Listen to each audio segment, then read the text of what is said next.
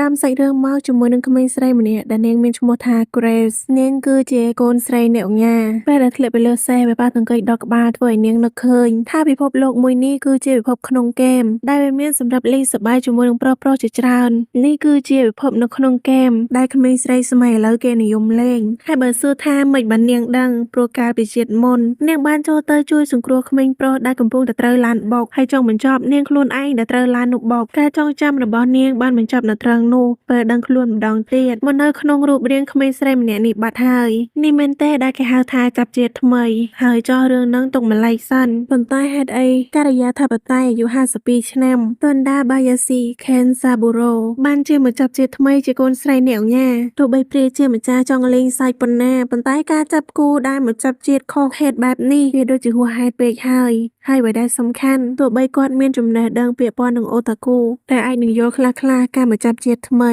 ប៉ុន្តែគាត់នោះមិនមានចំណេះដឹងពាក់ព័ន្ធនឹងហ្គេមញ៉ៃគ្នាបែបនេះទេតើឲ្យគាត់រស់នៅក្នុងពិភពលោកបែបនេះបន្តទៅទៀតយ៉ាងម៉េចខណៈពេលនោះមែននឹងបានយកសម្លៀកបំពាក់មកឲ្យ Grace បានឃើញហើយមិនភ្លេចអរគុណអ្នកបម្រើទេអ្នកបម្រើដែលបានលឺភ្ញាក់ផ្អើលខ្លាំងដើរថយក្រោយឡើងទៅបុកទ្វារហើយមិនមកអងយូរទេសូមខ្លួនចាក់ចេញពីបន្ទប់នោះភ្លាម Grace បានចាប់ក្បាលហើយគិតថានាងធ្វើឲ្យគេភ្ញាក់ផ្អើល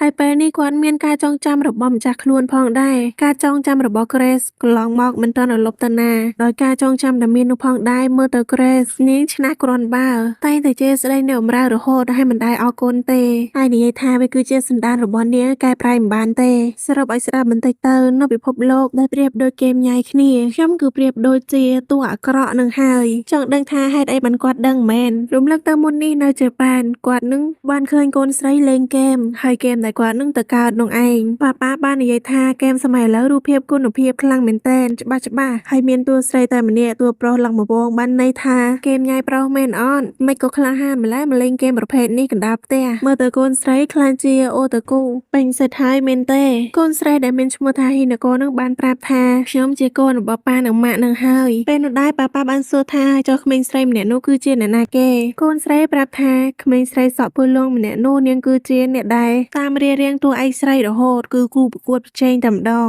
ជាតួអង្គដែលគេហៅថាស្រីអាក្រក់កាត់មកបច្ចុប្បន្នវិញប៉ាដែលនៅក្នុងរាងកាយរបស់ Grace បាននិយាយថាពេលនេះខ្ញុំបានក្លាយជាស្រីអាក្រក់ដែលមានឈ្មោះថា Grace ហើយជាសិស្សនៅសាលាមួយនេះផងដែរហើយនៅពេលនោះក្មេងស្រីម្នាក់នោះដែលដើរចូលមកដោយមានទឹកមុខពោពេញទៅដោយក្តីសង្ឃឹមនិងចំពប់ជើងដួលកាប់មុខហើយដើរស្លើតមែនមិនអត់ត្រឹមនឹងទេក្មេងស្រីម្នាក់នេះហើយគឺជាតួឯកនៅក្នុងហ្គេមមួយនេះនាងមានឈ្មោះថាអាន់ណាយើងកើតមករហូតប៉ុន្តែនៅតែមិនយល់ថាហេតុបានជាការិយាធិបតេយ្យអាយុ52ឆ្នាំតុនដាបាយ៉ាស៊ីខេនសាបូរ៉ូបានជាមកចាប់ជាតិថ្មីនៅក្នុងហ្គេមញ៉ៃប្រុសទៅវិញពេលនោះអាណាកំពុងតែដើរចូលទៅក្នុងសាលា Grace មិនបងអង្គយូបានដើរចូលទៅប្រាប់ថានារីម្នាក់នោះឈប់សិនស្រីនៅជុំវិញដែលបានឃើញដូច្នោះនាំគ្នាខ្សឹបខ្សៀវដោយប្រាប់ថានោះគឺជាអ្នកនាង Grace មានរឿងអីមិនខាន Grace បាននិយាយថាខ្ញុំបានឮរឿងរបស់នាងអស់ហើយនាងអាចប្រឡងចូលមករៀននៅទីនេះបានដោយទទួលបានចំណាត់ថ្នាក់លេខ1នាងដែលនាងជាមនុស្សសាមញ្ញធម្មតាសាលារៀនមួយនេះដែរមានតែអ្នកដែលកើតនៅក្នុងគ្រួសារអភិជនទេដែលចូលរៀននៅទីនេះបាននាងដឹងស្រាប់ហើយមែនឬអត់អាណាប្រាប់ថាខ្ញុំដឹងស្រាប់ហើយនៅមកឈរនៅទីនេះទៀតអញ្ចឹងបានន័យថាអ្នកនាងត្រូវបានប៉ាម៉ាក់ចិញ្ចឹមមើលថែបីបាច់បានយ៉ាងល្អមែនឬអត់ប្រហែលត្រូវបានប៉ាម៉ាក់ចិញ្ចឹមឲ្យមានចិត្តទូលាយព្រោះគាត់គឺជាប៉ាដែលមកចាប់ជាតិថ្មីបានជាគាត់មានគំនិតបែបនេះហើយទើបនឹកឃើញថាសួយហើយយើងផ្លេចបរោស្ត្រីអាក្រក់ហើយនិយាយទៅកាន់នាងក្នុងនាមជាឪពុកមួយរូបទៅបាត់តែពេលនោះនៅសុកឯណាយំហើយប្រាប់ថាពេទ្យមានហើយខ្ញុំមិននឹកស្មានសោះថាគ្រួសារអភិជនមកនិយាយរឿងបែបនេះជាមួយខ្ញុំដែរធ្វើឲ្យសិស្សដែលនៅជុំវិញនោះដែលបានឃើញថាឯណាយំនាំគ្នានិយាយទៀតហើយថាមើលចោះមនុស្សសាមញ្ញម្នាក់នោះយំហើយប្រហែលត្រូវអ្នកនាង Grace ស្ដីឲ្យហើយមើលទៅ Grace បានលឺដូច្នោះមិនបងអង្គយូរទេបានអូសអាណាទៅនិយាយកន្លែងផ្សេងក្រោយអាណាអារម្មណ៍ល្អវិញហើយនាងក៏បានសុំទោសដែលនាងទប់អារម្មណ៍មិនជាប់ចំណែក Grace បានប្រាប់ថាមានហើយសាលារៀនមួយនេះមានទាំងសុភាពបុរសហើយនិងសុភាពនារីក៏មិនចេញអារម្មណ៍ខ្លាំងពេកអីល្អជាងអាណាបានឆ្លើយថាតាខ្ញុំនឹងប្រុងប្រយ័ត្ននាងបាននិយាយដល់រឿងនេះផ្ទះនាងថាគ្រួសាររបស់នាងមិនបានមានស្រុកស្ដំអីទេតែពេលដឹងថាខ្ញុំមានទេពកោសល្យខាងវេទមន្តទាំងប៉ាហើយនិងម៉ាម៉ាខិតខំខ្លាំងណាស់ដើម្បីរកលុយដើម្បីបញ្ជូនខ្ញុំឲ្យមករៀននៅទីនេះរហូតខ្ញុំបានមានឱកាសបានរៀនវេទមន្តដល់ពេលប៉ាម៉ាម៉ារបស់នាងត្រូវបានគេសរសើរបែបនោះធ្វើឲ្យនាងទប់អារម្មណ៍មិនជាប់ នាងពិតជាសប្បាយចិត្តខ្លាំងណាស់ដែល Grace បានសរសើរបែបនោះ Grace បាននិយាយថាអញ្ចឹងទៅអីបើសិនយើងចង់សងគុណឪពុកម្ដាយគួរតែដឹងខ្លួនឯងហើយមែនឬអត់ថាគួរធ្វើអ្វីនៅក្នុងសាលារៀនមួយនេះឯណាប្រាប់ថាមានហើយប្រកបណាស់ខ្ញុំត្រូវតែខិតខំរៀនសូត្ររួចហើយរកការងារល្អៗប្រើធ្វើឲ្យគ្រួសារមានមុខមានមាត់មានលុយមានកាក់ចាយនឹងគេ Grace បាននិយាយថាអស្ចារ្យខ្លាំងណាស់ប៉ុន្តែខ្ញុំគិតខុសពីអ្នកនាងបន្តិចកាលដែលអ្នកនាងបានខិតខំរៀនសូត្រអភិវឌ្ឍខ្លួនឲ្យល្អប្រសើរហើយរស់នៅដោយមានសេចក្តីសុខវាអាចជាអ្វីដែលប៉ាប៉ាម៉ាម៉ារបស់អ្នកនាងប្រាថ្នាចង់បានក៏ថាបានវាកាន់តែធ្វើឲ្យអាណាទុកទឹកភ្នែកបញ្ចប់យកមុខឡើងក្រហមនាងប្រាប់ថាពេតមែនហើយប៉ាម៉ារបស់នាងនិយាយអញ្ចឹងតើហេតុអីបានជាអ្នកនាង Graceដល់ថ្នាក់នឹង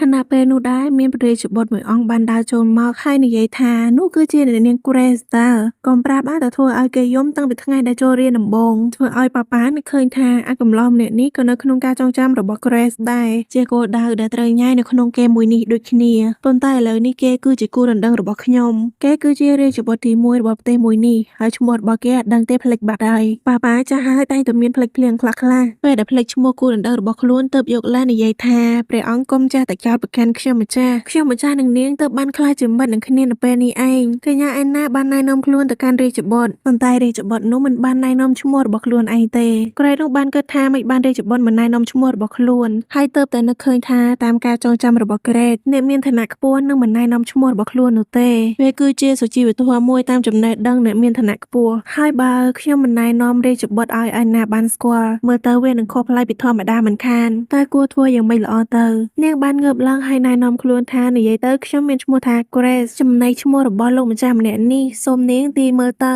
ទ្រង់គឺជាព្រះរាជបុត្រទី1នៃប្រទេសមួយនេះឯណាដែលបានឮភ្ញាក់ផ្អើលខ្លាំងណាស់ទើបបាននិយាយឡើងថាអូព្រះអង្គម្ចាស់ Virgil ធ្វើឲ្យ Grace បានដឹងឈ្មោះរបស់ព្រះរាជបុត្រហើយអស់អីនិយាយហើយរាជបុត្រលាសិនហើយ Grace បាននិយាយថាតើឯណាគិតយ៉ាងម៉េចទៅលើរាជបុត្រឯណាប្រាប់ថាទ្រង់គឺជាមនុស្សដែលពិសេសណាស់ហើយខ្ញុំសប្បាយចិត្តខ្លាំងណាស់ដែលអ្នកនាងណែនាំព្រះរាជបុត្រថាខ្ញុំជាមិត្តហើយបន្ទាប់ពីនេះសូមហៅថាកញ្ញា Grace បានឬអត់ Grace បានលឺភ្ញាក់ផ្អើលខ្លាំងណាស់ហើយប្រាប់នាងថាហៅតាមសប្បាយចុះចឹងតើពួកយើងទៅអាណាក្រោយមកទាំងពីរអ្នកបានចូលមកក្នុងសាលារៀនហើយបានជួបជាមួយនឹងនាយកសាលាហើយប៉ាប៉ានឹងគាត់ចាស់ហើយចាំឈ្មោះនាយកមិនបានទៀតធ្វើបានត្រឹមតែគោរពគាត់ទៅហើយការគោរពរបស់គាត់នឹងគឺល្អខ្លាំងមែនទែនគាត់បានមកពីការធ្វើការយូរឆ្នាំហើយមិនថាគាត់ធ្វើមិនមើលទៅវាសមជាសុភាពនារីខ្លាំងមែនទែនក្រោយមកមិនថា Grace ធ្វើអីអាណាគិតថាស្អាតពេញលេញទាំងអស់នាងព្យាយាមស្ដីឲ្យអាណាដោយស្រីអាក្រក់ប៉ុន្តែចុងបញ្ចប់ឯណានៅតែចូលចិត្តដដែលក្នុងខ្សែភ្នែកតួឯងស្រីមិនដែលគិតអ្វីជំនាញទេ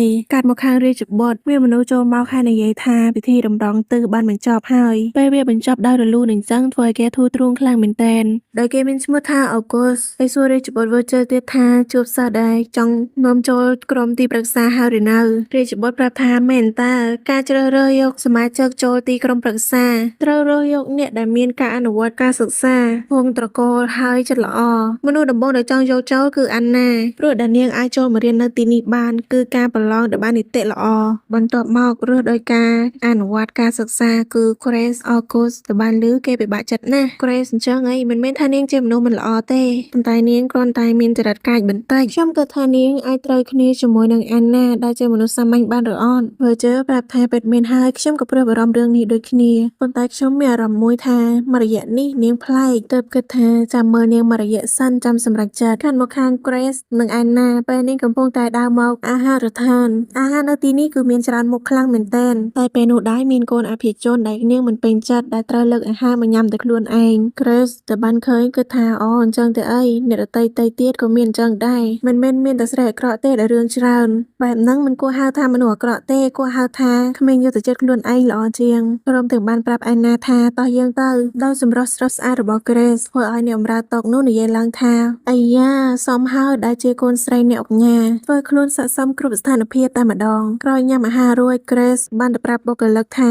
ខ្ញុំសូមផ្ដាំរឿងមួយសូមទៅប្រាប់ឆេフផងថារសជាតិអាហារដែលគាត់ធ្វើឆ្ងាញ់ខ្លាំងណាស់ធ្វើឲ្យគ្រប់គ្នាបានឃើញបើកមាត់ធំភ្នែកធំ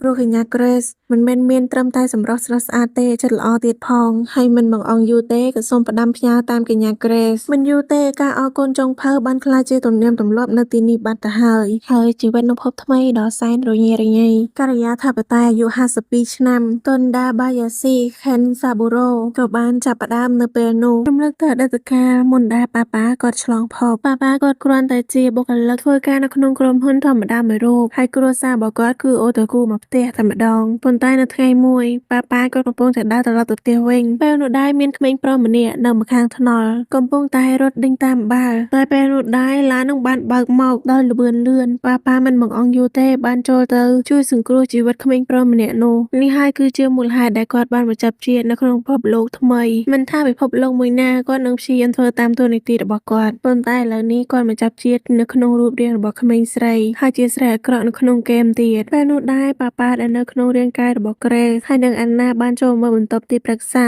មុននឹងចូលទៅប៉ាប៉ាបានគិតថាទោះបីខ្ញុំបានមកកើតនៅក្នុងរូបរាងរបស់ក្មេងស្រីដែលជាស្រីអាក្រក់ដោយមិនដឹងមូលហេតុក៏ដោយប៉ុន្តែខ្ញុំបានសម្របខ្លួនឲ្យសមនឹងហ្គេមនេះបានហើយទោះបីឧបសគ្គធំខ្ញុំមិនមែនជាអ្នកមានការស្ទាត់ជំនាញខាងហ្គេមញ៉ៃគ្នាប៉ុន្តែខ្ញុំដឹងរឿងនេះដែរព្រមទាំងពីរនាក់បានបើកទ្វារចូលទៅខាងក្នុងហើយបានជួបជាមួយនឹងប្រុសស្អាតទាំង4នាក់ហើយពួកគេនោះហើយគឺជាគោលដៅដែលតួឯកស្រីត្រូវញ៉ែ Virgil បាននិយាយជាមួយនឹង Anna ថាពួកយើងធ្លាប់បានជួបគ្នានៅថ្ងៃតម្រង់ទិសហើយទីនេះគឺជាបន្ទប់ប្រឹក្សារបស់សាលារៀនយើងហើយសូមណែនាំខ្លួនម្ដងទៀតគេមានឈ្មោះថា Virgil គឺជាប្រធានក្រុមប្រឹក្សានៅសាលារៀនមួយនេះចំណែកបែកសុកហមគឺជាប្រធានផ្នែកសន្តិសុខមានឈ្មោះថា August ហើយនិងអនុប្រធាន Richard មនុស្សចុងក្រោយមានឈ្មោះថា Pierre គឺជាលេខាពួកគេទាំង4នាក់នៅឆ្នាំទី2ចាំថ្ងៃក្រោយនឹងណែនាំអ្នកផ្សេងទៀតឲ្យបានស្គាល់ប៉ាប៉ាគាត់ប្រហែលមុខអាកំឡោះ4នាក់នេះណា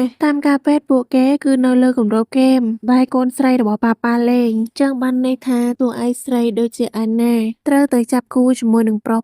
គោលដៅរបស់គេមួយនេះគឺធ្វើឲ្យអាណាជោគជ័យរឿងស្នេហាជាមួយនឹងនរណាម្នាក់នៅក្នុងក្រុមនេះដែលជាគោលដៅត្រូវញ៉ែវាបានន័យថាគោលដៅរបស់ស្រីអាក្រក់ដូចជា Grace គឺត្រូវធ្វើមិនក៏បានដែរមិនឲ្យតួស្រីនឹងសម្រេចបំណងខណៈពេលនោះដែរ Virgil ក៏បាននិយាយឡើងថាពួកយើងមកចូលសាច់ការទៅGrace ហើយនិង Anna ខ្ញុំចង់ឲ្យកញ្ញាទាំងពីរនាក់ចូលក្រុមប្រឹក្សាប៉ានោះបានគិតនៅក្នុងចិត្តថាតើមនុស្សដូចជាខ្ញុំមកធ្វើមៀជ្រាវជ្រែកស្នេហាគេយ៉ាងម៉េចទៅនឹកមិនឃើញសោះចំណែក Anna ដែលបានដឹងថានឹងបានចូលក្រុមទីប្រឹក្សានាងបានសួរថាក៏ប៉ុន្តែនៅសាលារៀនមួយនេះសម្រាប់តែអភិជនទេបើសិនមនុស្សដូចជាខ្ញុំដែលជាមនុស្សសាមញ្ញបានចូលក្រុមទីប្រឹក្សានោះវាមិនមានរឿងអ្វីកើតឡើងទេមែនឬអត់ដូចជាបុត្រ Virgil បានឮបានប្រាប់ថាបើនាងនិយាយបែបនេះហើយតើ Grace នាងគិតយ៉ាងម៉េចដែរ Grace ដែលបានឮភ្ញាក់ផ្អើលខ្លាំងណាស់ហើយបាននិយាយឡើងថាក្រុមទីប្រឹក្សានៅទីនេះគេមានច្បាប់ប្រចាំសាលាដែលថាប្រធាននឹងជ្រើសរើសសមាជិកដែលរៀនពូកែ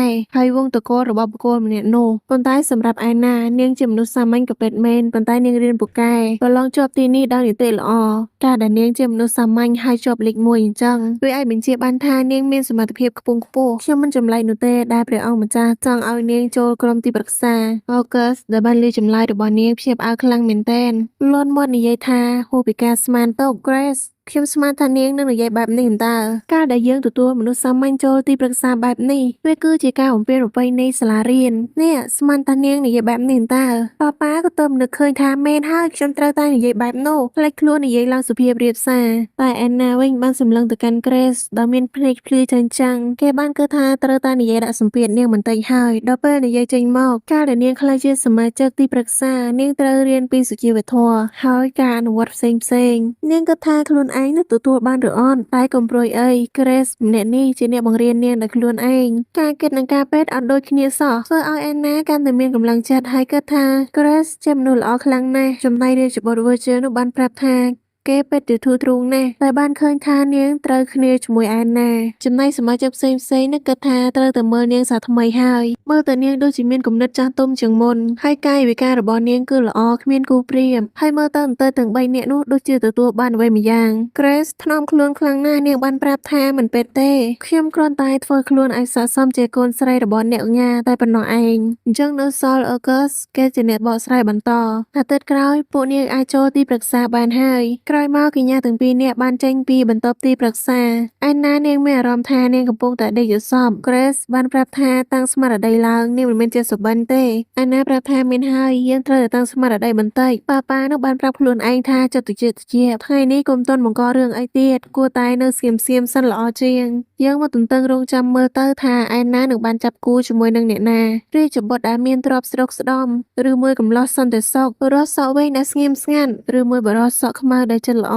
ពួកយើងមករងចាំមើលទៅថានាងនឹងបានចាប់គូជាមួយនឹងអ្នកណាហើយប៉ានឹងចាំឈ្មោះពួកគេមិនបានទេព្រោះឈ្មោះរបស់ពួកគេនឹងពិបាកហៅព្រោះគាត់គឺជាជនជាតិជប៉ុនមិនសូវเป็นភាសាបរទេសទេដល់ម៉ោងរៀនវេទមន្តគ្រូបានប្រាប់គ្រប់គ្នាថាសូមសិស្សគ្រប់គ្នាដោនឡូតវេទមន្តរបស់ខ្លួនចូលទៅក្នុងតំបងវេទមន្តនេះគឺជាការរៀនពាក់ព័ន្ធនឹងរង្វង់វេទមន្តត្រូវនិយាយអ្វីដែលយើងចង់បានឲ្យវាចេញមកឧទាហរណ៍ជាពន្លឺហើយត្រូវការជាលំអងហើយវានឹងធ្វើឲ្យពន្លឺនោះក្លាយទៅជាលំអងភ្លឺចែងចាំងគាត់បានប្រាប់ថាឲ្យគ្រប់គ្នាសាកអនុវត្តមើលហើយមិនបាច់ខ្លាចគ្រោះថ្នាក់ទេព្រោះនៅពេលនេះគាត់បានប្រើវេទមន្តការពារហើយទោះបីជាមានកន្លែងណាធ្លុះក៏មិនអាចចេញទៅក្រៅបានទេតើសិស្សគ្រប់គ្នាមានចម្ងល់ឬអត់មានក្មេងប្រុសម្នាក់បានលើកដៃហើយសួរឡើងថាតើហេតុអីយើងចាំបាច់ត្រូវប្រើអក្សរពិសេសហេតុអ្វីយើងមិនប្រើភាសាធម្មតាទៅគ្រូប្រាប់ថាជាសំណួរដែលល្អឧទាហរណ៍ពេលយើងកំពុងតែសេកវេទមន្តខណៈពេលដែលយើងប្រើភាសាធម្មតាអ្នកដែលមិនអាចប្រើវេទមន្តបាន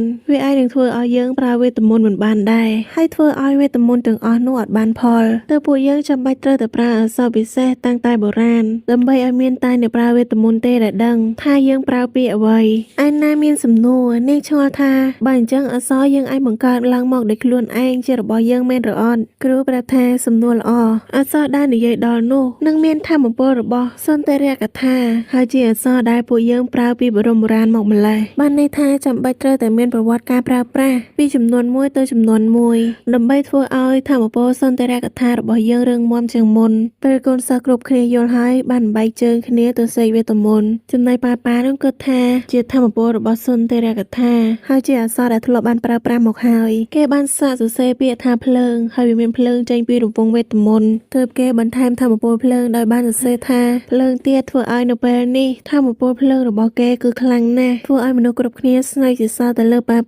ក្មេងប្រុសម្នាក់បានប្រាប់ថារំភើបអីគេក៏ចេះធ្វើដែរខណៈពេលនោះអាណានឹងបានចាប់ផ្ដើមប្រើរង្វង់វេទមន្តនាងសំជាតួស្រីខ្លាំងណាស់មានធម៌ពលលាយឡំជាច្រើននៅសុកកូលេមយៈនឹងបានចេញមកព្រោះតែក្មេងប្រុសមុននេះដែលនិយាយអួតថាគេក៏ចេះធ្វើដែរគេបានបង្កើតកូលេមឡើងមកហើយបញ្ចូលធម៌ពលទៅទាំងអស់ធ្វើឲ្យនៅពេលនេះអស់កម្លាំងសម័យខ្លួនសន្លប់បាត់ហើយចំណែកកូលេមចេញវាប្រហារនាទីនោះកូលេមកំពុងតែដើរទៅរក Grace និងអែនណាគេគិតថាឬមួយវេទមន្តរបស់អែនណាបញ្ឆោតពួកវាមកទើប Grace ប្រាប់ឲ្យអែនណាបញ្ឈប់វេទមន្តនោះទៅប៉ុន្តែអែនណាមិនដឹងពីវិធីបញ្ឈប់រង្វង់វេទមន្តរបស់នាងនោះទេឬមួយមិនមែនវេទមន្តរង្វង់វេទមន្តនឹងមិនបានប្រសិនដូច្នោះយើងត្រូវតែបន្ថយមើលហើយ Grace បានសរសេរពាក្យមួយទៅលើរង្វង់វេទមន្តរបស់អែនណាហើយធ្វើឲ្យកូលេមនោះឈប់នៅស្ងៀមបន្ទាប់មកគ្រូបានចូលប្រាប់កូនសិស្សដែលបង្ករឿងថាមកជួបគ្រូនៅទីចាត់ការពួកយើងមានរឿងត្រូវនិយាយគ្នាគ្រប់គ្នាភ្ញាក់ផ្អើលខ្លាំងមែនទែនចង់ដឹងថា Grace សរសេរអីបានធ្វើឲ្យកូលេមនោះឈប់ថ្មឹងអញ្ចឹង Grace បញ្ញាពេកទៅនេះសរសេរពាក្យថាឈប់ប៉ុន្តែមិននឹកស្មានសោះថាវេទមន្តនៅទីនេះរលងនៅថ្នាក់នេះយ៉ាងហោចណាស់យើងយល់ពីវាគិតថាមិនអាក្រក់នោះទេកាត់មកខាងនេះអំរើរបស់ Grace ដែលមានឈ្មោះថា Joseph នាងមានអារម្មណ៍ថា Lady របស់នាងមួយរយៈនេះធ្វើខ្លួនប្លែកតាមធម្មតាអ្នកនាងនោះមិនដែលធ្លាប់ឲ្យគុណនាងសំបីមួយម៉ាត់តែងតែជេរស្ដីបន្ទោសនាងគ្រប់ពេលរហូតធ្វើឲ្យនាងភ័យខ្លាចខណៈពេលនោះនាងបានលឺអ្នកអំរើនិយាយគ្នាអ្នកនាង Grace មួយរយៈនេះធ្វើខ្លួនប្លែកឬព្យាយាមធ្វើល្អកំពុងតែមានបំណងដេញពួកយើងចេញពីភូមិគ្រឹះឧទាហរណ៍យើងចង់សម្លាប់មាន់មុនសម្លាប់វាយើងត្រូវឲ្យចំណីឆ្ងាញ់ឲ្យវាឆេះឆ្អែតធ្វើឲ្យចូលសេនឹងខ្លាចខ្លាំងមែនទែនមិនអស់ត្រឹមនឹងទេនាងជាមនុស្សស្លាតស្លើទៀតផងខណៈពេលដែលនាងកំពុងតែចាក់តែឲ្យអ្នកនាង Grace នាងរអិលដៃធ្វើឲ្យកំសៀលទឹកតែនោះធ្លាក់បែកនាងគិតថាទាសកលដូចយើងប្រកាសជាត្រូវគេទាញយករំពាត់មកវាយពីក្រោយខ្នងមិនខានអ្នកនាង Grace ប្រកាសជាជេរស្ដីយើងព្រោះតែយើងស្លើតនាងស្រក់ទឹកភ្នែកមិនដឹងថាគួរធ្វើយ៉ាងម៉េចបន្តប៉ុន្តែ Grace បាននិយាយឡើងថាកើតអីឬអត់រងរបួសត្រង់ណាឬទេ Joseph ឃើញថាហេតុអីអ្នកនាង Grace ចេះល្អដាក់នាងនៅថ្នាក់នេះឬមួយធ្វើល្អមុននឹងដេញចេញពិតមែននាងប្រាប់ថាសុំទោសផងអ្នកនាងខ្ញុំមានរឿងចង់សុំអ្នកនាងរឿងមួយយ៉ាងហោចណាស់គួរតែលក់ខ្ញុំឲ្យទៅកន្លែងណាដែលអាចធ្វើការជាមេតបានខ្ញុំមិនញ៉ាំមិនឆ្ងាញ់ទេ Grace បានធ្វើការវាយតម្លៃពីពាក្យចាំរាមហើយប៉ាក្នុងនាមជាឪពុកមួយរូបរហូតដ ដល់អាចសន្និដ្ឋានបាន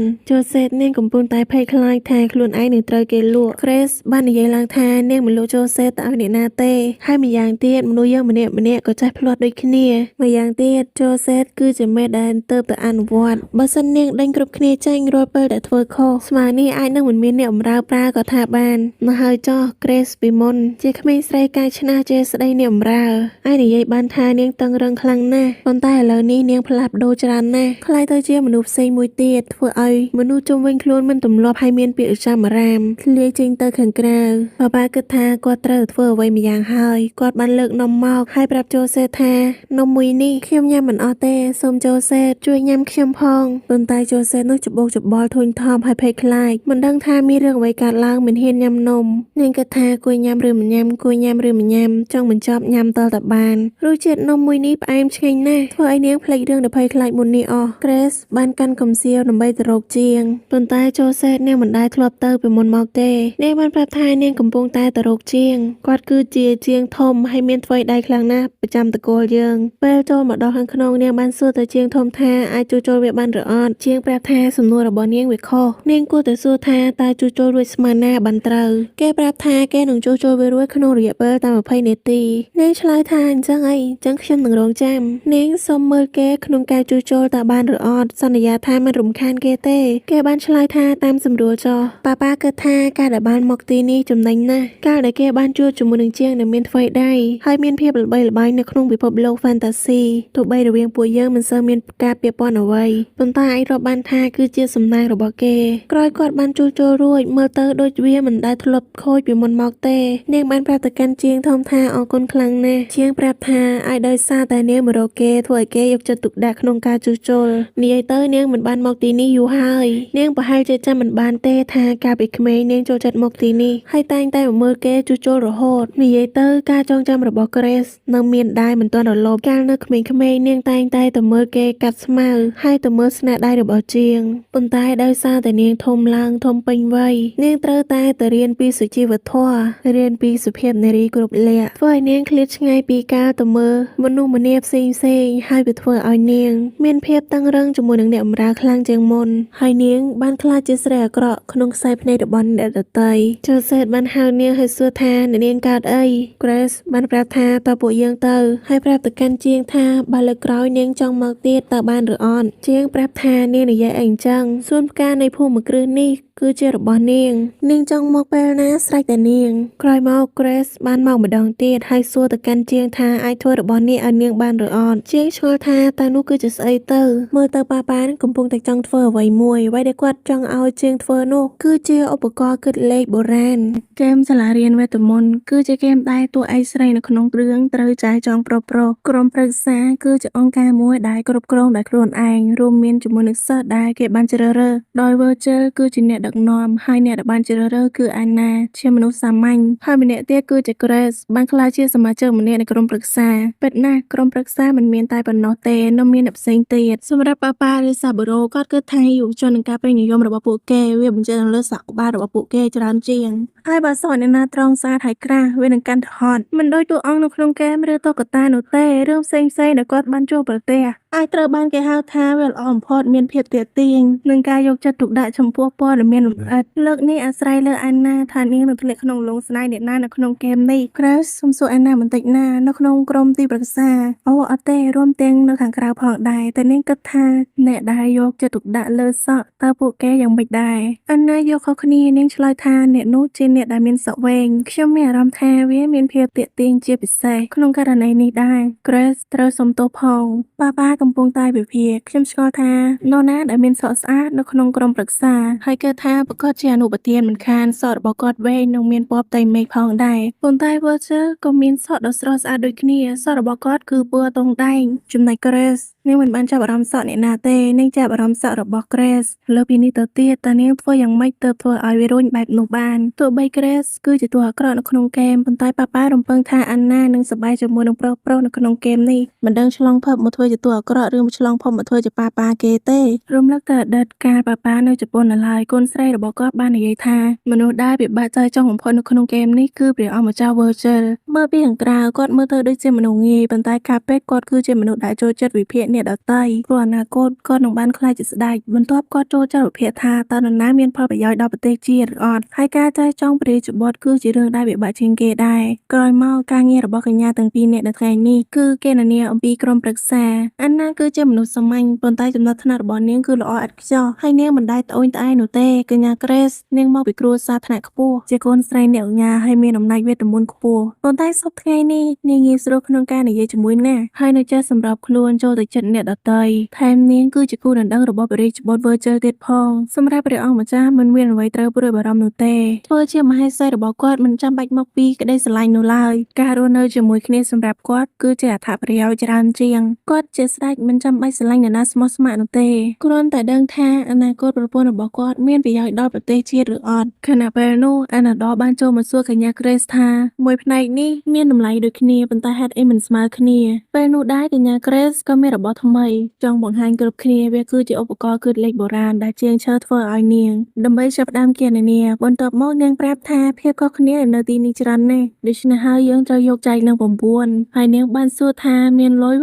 9600នៅក្នុងតារាងឬអត់អានណាបានឆ្លើយថាត្រូវហើយវាមានរបៀបគណនាបែបនេះតើនាងគិតយ៉ាងម៉េចហេតុអីបានចេញមកបែបនេះ Grace បានប្រាប់ថាអញ្ចឹងខ្ញុំនឹងបញ្យល់បើយើងដកភាពខុសគ្នានោះទៅมันអាចរកតម្លៃបានទេយើងត្រូវធ្វើតាមដោយចែកនឹង9នេះជាវិធីសាស្ត្រដែលអាចយល់បានដោយសាមញ្ញអានណាកាន់តែឲ្យសើ Grace លើដើម Grace ប្រាប់ថាមិនដល់ថ្នាក់នោះទេព្រះអង្គម្ចាស់ធ្វើជាផ្ទាល់ស្រឡាំងកាំងដែលបានឃើញការគណនារបស់កញ្ញា Grace ពីមុននាងធ្លាប់ប្រាប់ថានាងមិនពូកែគិតលេខនោះទេប៉ាយកលេសភ្លាមប្រាប់ថាខ្លួនមិនពូកែពិតមែនចៃដន្យថ្មីនេះនាងបានរកឃើញសិភៅមួយក្បាលដែលធ្លានៅក្នុងបណ្ណាល័យហើយវាមានពាក្យថាចែកនឹង9នៅលើនោះប៉ុន្តែប៉ានឹងដឹងខ្លួនហើយថាការកុហករបស់គាត់មិនគួរឲ្យជឿនោះទេទើបគាត់នឹងបដូរប្រធានបទប្រាប់ថាយើងគួរតែរក្សាឯណាដែលនាងអាចរកឃើញភាពខុសគ្នាត្រង់ចំណុចនេះបានប៉ុន្តែនៅក្នុងចិត្តរបស់ព្រះអង្គ Virgil នោះគាត់បានគិតថាកញ្ញា Grace មិនមែនជាមនុស្សដែលចូលចិត្តចាញ់នោះទេប៉ុន្តែពេលនេះនាងព្យាយាមអស់ពីសមត្ថភាពហើយលើកមុខលើកមាត់ឲ្យមិត្តភក្តិរបស់នាងចំណេះដឹងនិងភាពថ្លៃថ្នូររបស់នាងបានឈ្នះចិត្តព្រះអង្គម្ចាស់នាងគួរឲ្យស្រឡាញ់ណាស់បន្ទាប់មកនេះគឺជាអ្វីដែលធ្វើឲ្យមនុស្សគ្រប់គ្នានៅក្នុងសាលាចាប់អារម្មណ៍តើអ្នកណាគេជាអ្នកការពារដែលមានភាពរឹងមាំបំផុតនៅក្នុងក្រុមប្រឹក្សាគ្រប់គ្នាគឺថា August ជាការពេទ្យណាគេប្រើ Guardian អ្នកប្រើប្រាស់ក្បាច់គុណពងរឹងផ្ដល់ឲ្យរាងកាយនៅវេទមន្តហើយម្នាក់ទៀតគឺជា Richard បានប្រើ Sword Master អ្នកដែលទទួលបានជំនាញដាវពីគ្រួសារទាំងពីរអ្នកបានប្រកួតប្រជែងឯណាព្រួយបារម្ភថាបើសិនត្រូវមុខវាឈឺស្លាប់ហើយ Virgil បានបញ្យល់ថាខ្ញុំឮថាសង្វៀននេះត្រូវបានគេសេកវេទមន្តឡើងវាកាត់បន្ថយកម្រិតថាមពលពាក់កណ្ដាលពេទ្យណាស់គ្មាននរណាម្នាក់នៅទីនេះរងរបួសធ្ងន់ធ្ងរនោះទេភាគីទាំងពីរបានបញ្ចប់ការប្រកួតរបស់ពួកគេហើយលទ្ធផលនោះគឺស្មើគ្នានៅសុកមានសាឡអិតមកទំក្នុងឱកាសប៉ុន្តែ Richard នោះអត់ព្រមយកចេញឲ្យទេគេប្រាប់ថាខ្ញុំក៏ខ្លាចសាឡអិតដែរខ្ញុំមិនហ៊ានទេកញ្ញា Grace បានប្រាប់ថានៅស្ងៀមចាំខ្ញុំយកវាចេញដោយខ្លួនឯងនាងបានឃើញថាវាគឺជាសត្វកញ្ចែនេះជាសត្វល្អិតដែរកាលពីក្មេងៗបុរសជប៉ុនគេចូលចិត្តណាស់កុំនិយាយថាបុរសស្រីដូចអ៊ីមីនក៏ធ្លាប់ចាំមកលេងដែរប៉ុន្តែគ្រប់គ្នាទាំងប្រុសទាំងស្រីនៅទីនោះគឺភ័យខ្លាច August បានប្រាប់ថាកញ្ញា Grace នឹងហ៊ានចាប់សត្វល្អិតដ៏គួរឲ្យស្អប់ខ្ពើមបែបនេះហើយបញ្ញាប់សម្លាប់វាឥឡូវនេះភ្លាមទៅប៉ុន្តែប៉ាមិនធ្វើដូចនេះទេមានតែជនជាតិជប៉ុនតែប៉ុណ្ណោះដែលចូលចិត្តវប្បធម៌ចាប់សត្វល្អិតប្រភេទនេះ Grace បដិសេធហើយគូវងវេទមន្តឡើងមកហើយនិយាយថាសត្វល្អិតត្រឡប់ទៅព្រៃវិញហើយបានបញ្យល់ប្រាប់គ្រប់គ្នាថាទោះបីវាជាសត្វតូចក៏ដោយយើងមិនគួរសម្លាប់វាដោយរឿងបែបនេះទេវាកាន់តែធ្វើឲ្យអាណានិង August លងទៅលើកញ្ញា Grace លើដើមតាំងពីកើតមកគេមិនដែលមានអារម្មណ៍បែបនេះពីមុនមកទេតើវាគឺជាអ្វីទៅបន្ទាប់មកពួកគេបានមកសិក្សាបន្តនេះគឺជាអាវុធដែលបានបន្សល់ទុកតាំងពីចំនួន1ទៅចំនួន1តាំងពីដូនតាយើងវាត្រូវបានរក្សាទុកក្នុងបន្ទប់ក្រោមដីនៃសាលារៀនវេទមន្តនេះហើយកាតព្វកិច្ចថែរក្សាគឺជាតួនាទីរបស់ក្រុមប្រឹក្សា Richard បានបញ្យល់អំពីអាវុធផ្សេង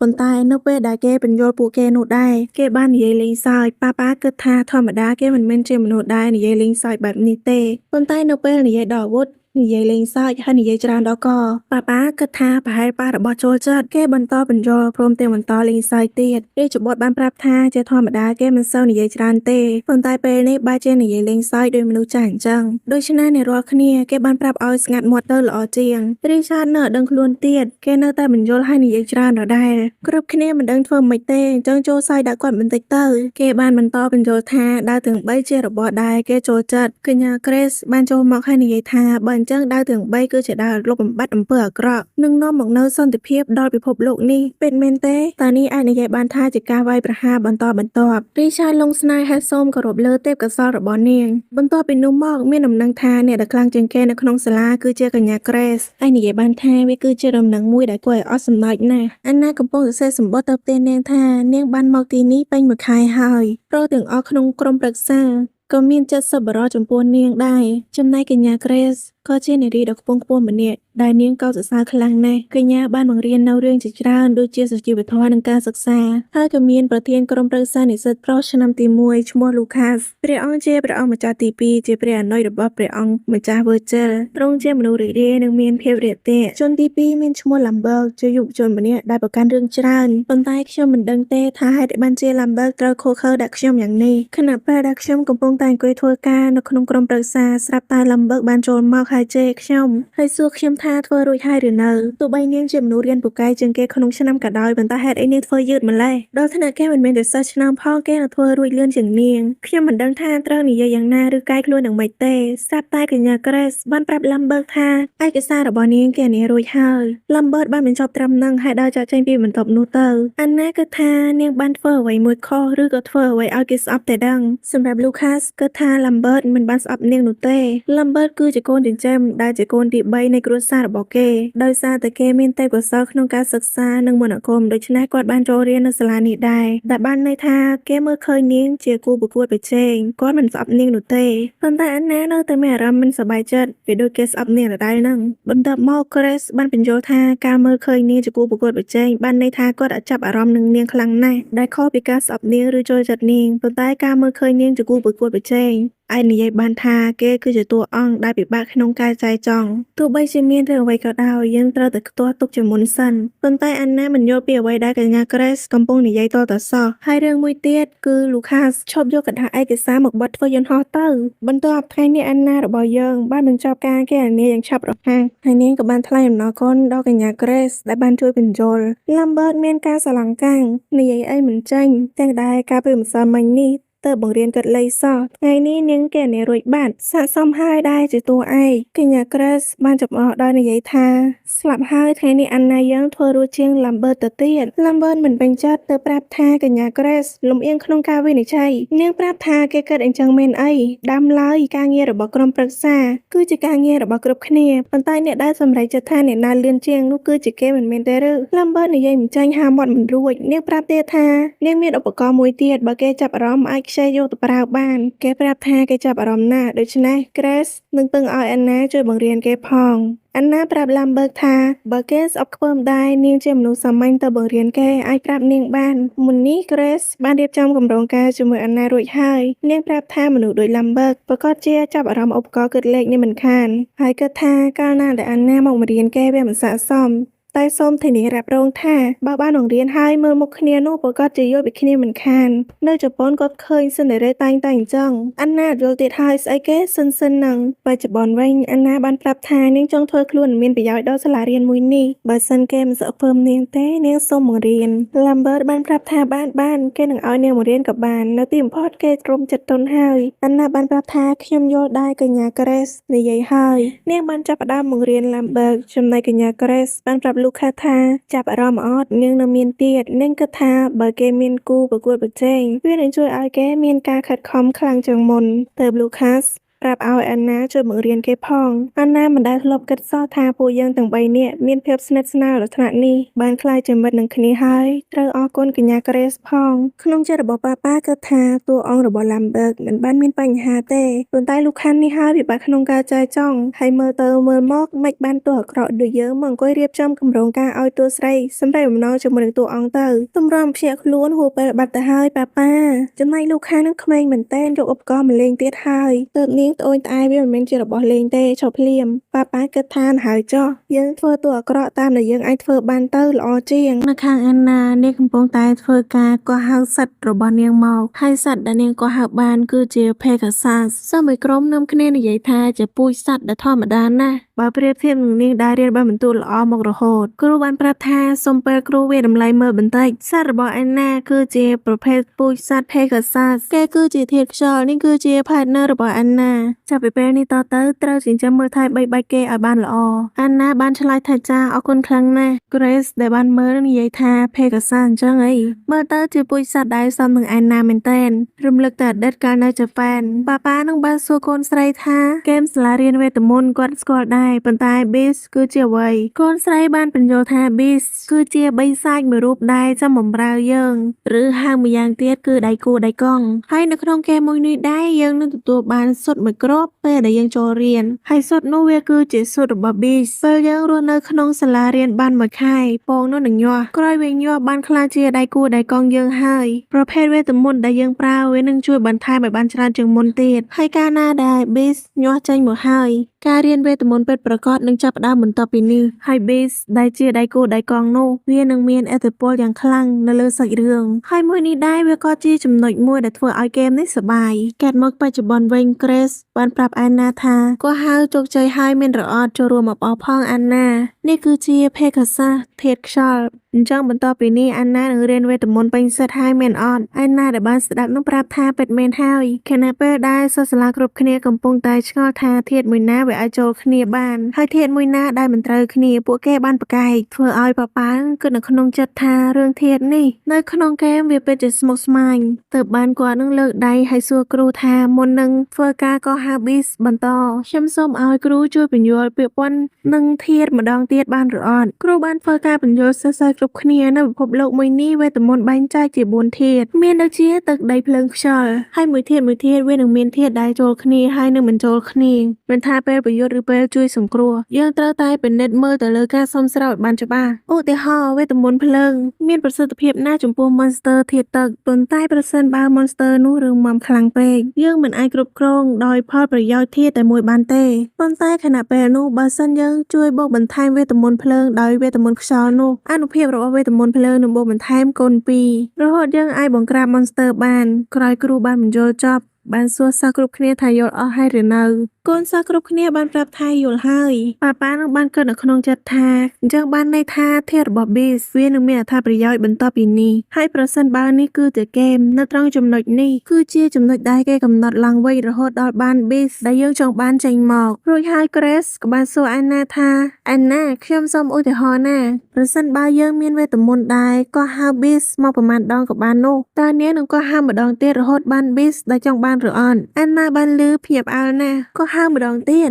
តើហេតុអីយើងត្រូវក៏ហៅម្ដងទៀតទៅទាំងដែលយើងទទួលបានកូនសត្វដ៏ពិសេសបែបនេះមកហើយប៉ាដែលបានលឺសឡងកាំងនឹងសម្ដីរបស់អាណាព្រោះសម្ដីរបស់នាងដោយកូនគាត់អញ្ចឹងប៉ុន្តែខណៈពេលនោះដែររាជបុត្រ Virgil និង August បានមកដល់ទីនេះធ្វើឲ្យសិស្សគ្រប់គ្នានឹងសប្បាយចិត្តណាស់ព្រមទាំងរំភើបត្រេកអរ Virgil នោះបានប្រាប់គ្រូថាអ្នកគ្រូ Garnet មិនចាំបាច់ខ្វល់ពីពួកយើងទេសូមអ្នកគ្រូនាំកូនសិស្សធ្វើការក៏ហៅ Beast បន្តទៀតចុះពួកយើងគ្រាន់តែមកធ្វើទស្សនកិច្ចតែប៉ុណ្ណោះឯងព្រោះពួកគេគ្រាន់តែចង់ដឹងថាសិស្សប្អូននៅទីប្រឹក្សានឹងក៏ហៅបាន Beast បែបណាជាដៃគូដៃកង់ទាំងពីរនាក់បានធ្វើការក៏ហៅ Beast របស់ខ្លួនចេញមក Beast របស់រាជបុត្រ Virgil គឺ Griffon មានធាតុខ្យល់ចំណែករបស់ August គឺទទួលបាន Beast Garuda ជាធាតុភ្លើងអាចនិយាយបានថាគឺជាសត្វពូជកម្រដូចគ្នាបរិមាណវេទមន្តក៏មិនធម្មតាស័ក្តិសមហើយដែលជាទីប្រឹក្សាសាលារៀនមួយនេះ Virgil បានធ្វើការរាក់ទាក់ទៅកាន់ Anna និង Grace Virgil បានសួរថា Pegasus គឺជា Beast របស់នាងអញ្ចឹងអី Pegasus គឺជា Beast ដែលស្រួលនិយាយជាមួយណាស់ហើយចេះជួយបញ្ចេញថាមពលរបស់ម្ចាស់បានងាយស្រួលទៀតផងមើលទៅស័ក្តិសមហើយជា partner របស់ Anna ដែលជាមនុស្សឧស្សាហ៍ August បាននិយាយថាមានហើយ Beast វាស្រេកទៅលើអ្នកចិញ្ចឹមទេស្រាប់លើរស់ស្រេកទៅលើនាង Anna បានលើប្រាប់ថាចាខ្ញុំនឹងខិតខំព្យាយាមចិញ្ចឹមមើលថែបីបាច់វាឲ្យបានល្អ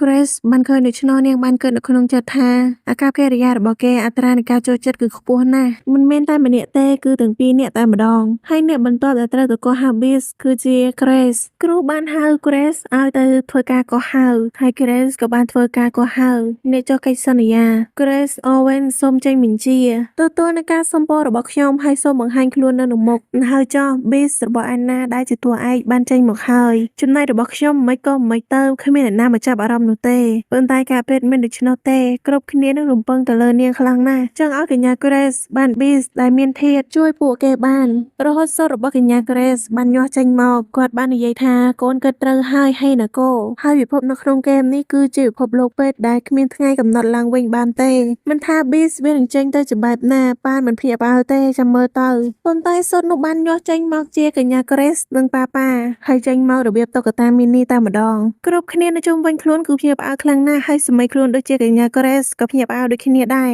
ហើយខណៈនៅពេលនោះដែរមានសម្លេងរបស់ Hinako និយាយឡើងថាប្រើដៃជួយសង្គ្រោះពួកគេអញ្ចឹងហីហើយខណៈពេលនោះដែរមានដៃផុសចេញមកហើយរុញទាំងពីរនាក់ឲ្យចូលគ្នាធ្វើឲ្យតុក្កតាកញ្ញា Grace ហើយនិងប៉ាខ្លាយទៅជារបស់តែមួយរបៀបថាបគុំទាំងពីរនាក់ចូលគ្នាហើយបានខ្លាយទៅជា Beast សត្វនាគពណ៌ក្រហមមួយក្បាលព្រមទាំងមានធាតុពីរក្នុងខ្លួនមួយទៀតផងបើតាមមតិ admin គិតថាធាតុមួយគឺជារបស់ប៉ាចំណែកធាតុមួយទៀតគឺជារបស់កញ្ញា Grace គ្រូដែលបានឃើញស្រឡំកាំងណាស់ហើយសូមវារំលែកទៅលើ Beast របស់កញ្ញា Grace ភ្លាមព្រោះរឿងដែលកើតឡើងនេះគាត់មិនសូវយល់ប្រមាណក៏ដោយប៉ុន្តែសូមវារំលែកសិនគ្រូមានការភ្ញាក់ផ្អើលខ្លាំងណាស់ព្រោះ Beast របស់កញ្ញា Grace គឺជាពូជនាគបុរាណ Ancient Dragon Dead August មានការស្រឡំកាំងហាពិតមែនអីហ្នឹងដោយ Beast មួយនេះគឺកម្រខ្លាំងណាស់ពិបាករកធាតុមានពីរទៀតជាធាតុទឹកនិងធាតុភ្លើងគ្រប់គ្នាបានលឺភ្ញាក់ផ្អើលទៀតព្រោះទាំងពីរធាតុមិនត្រូវគ្នាដល់ថ្នាក់ឯណានឹងនិយាយថាស័ក្តិសមហើយដែលជាកញ្ញា Grace កាត់ទៅខាងជេប៉ែនពេលនេះHinakoកំពុងតែអង្គុយលេងហ្គេមម៉ាក់របស់នាងបានខលមកនៅពេលនេះប៉ារបស់នាងជួបគ្រោះថ្នាក់ចរាចរណ៍គេងស្លាប់នៅមន្ទីរពេទ្យគាត់មិនបានស្លាប់នោះទេគាត់នៅរស់នៅឡើយដុកទ័របានប្រាប់ថាអ្នកជំងឺនៅមិនទាន់ដឹងខ្លួនទេគេបានពិនិត្យហើយមិនមានអ្វីប៉ះទង្គិចដល់ខួរក្បាលឡើយហើយពីការត្រួតពិនិត្យខួរក្បាលរបស់ដុកទ័រពេលនេះមើលទៅលោកប៉ានឹងកំពុងតែនៅក្នុងលក្ខណៈឌីកសពលើពីនោះទៀតពួកយើងមិនដឹងអ្វីនោះឡើយឲ្យគេកេងសម្រាប់នៅទីនេះសិនថ្ងៃស្អែកពួកយើងនឹងពិនិត្យឲ្យលម្អិតក្រោយមកHinakoបានត្រឡប់មកដល់ផ្ទះហើយមកលេងហ្គេមបន្តហើយឲ្យដេកទីពេទ្យឲ្យមានអារម្មណ៍លេងហ្គេមទៀតតែនាងចុចអ្វីមិនកើតសោះសូម្បីតែអេក្រង់ក៏ចុចបិទមិនបានពេលដែលនាងមើលទៅលើអេក្រង់មួយច្បាស់នាងបានឃើញឈ្មោះរបស់ប៉ានាងនៅក្បែរGraceនាងមិនបង្អង់យូរទេប្រញាប់ប្រាប់ម៉ាក់របស់នាងភ្លាមថាកូនដឹងហើយទោះបីពេលនេះមើលទៅកូនដូចកំពុងតែនិយាយរឿងចម្លែកហើយនឹងត្រូវម៉ាក់ប្រាប់ថាត្រូវតែបែងចែកជីវិតពេទ្យនិងហ្គេមឲ្យបានច្បាស់លាស់ប៉ុន្តែពេលដែលកូនបានពិនិត្យមើលស្ថានភាពឲ្យបានច្បាស់លាស់តាមដែលកូនអាចធ្វើបានហើយប៉ុន្តែកូនអាចនិយាយបានថាលោកប៉ារបស់យើងកំពុងតែចូលទៅនៅក្នុងហ្គេមនោះហើយម៉ាក់បានលឺប្រាប់ថាអញ្ចឹងទៅអីម៉ាក់យល់ហើយបន្ទាប់មកម៉ាក់មិនបង្អង់យូរចាប់ផ្ដើមនិយាយភាសាអូតាគូភ្លាមហើយនិយាយរៀបរាប់អាចនិយាយបានថាម៉ាក់គឺជាអូតាគូកំពូលក្នុងផ្ទះនឹងតែម្ដងក្រោយរៀបរាប់រួចហើយម៉ាក់នោះបានប្រាប់ថាពួកយើងចាប់ផ្ដើមពីស្ថានភាពនៅពេលនេះទៅប្រាប់ម៉ាក់មកថាពេលនេះនៅក្នុងហ្គេមមានរឿងអ្វីកើតឡើងខ្លះHinakoចាប់ផ្ដើមបកស្រាយថាហ្គេមសាលារៀនវេទមន្តនេះកូនស្ទើរតែបញ្ជាអ្វីមិនបានសោះហើយនៅមិនអាចបិទកញ្ចក់អេក្រង់បានទៀតផងប៉ុន្តែយើងអាចដំណើរសាច់រឿងបន្តទៅមុខបានទោះបីជាមិនមានប៊ូតុងឲ្យយើងជ្រើសរើសក៏ដោយហើយនឹងការសន្ទនាមុននេះជាមួយនឹងកំណត់ហេតុប្រចាំថ្ងៃរឿងដែលបង្ហាញនឹងរឿងកន្លងមកវានៅតែអាចប្រើបានបន្ទាប់មកពីអ្នកម៉ែកូនក៏បានអង្គុយមើលដែលគេសេវតុបពេលដែលបានអង្គុយមើលរួចហើយទាំងពីរអ្នកបាននិយាយព្រមគ្នាថានេះគឺជាប៉ា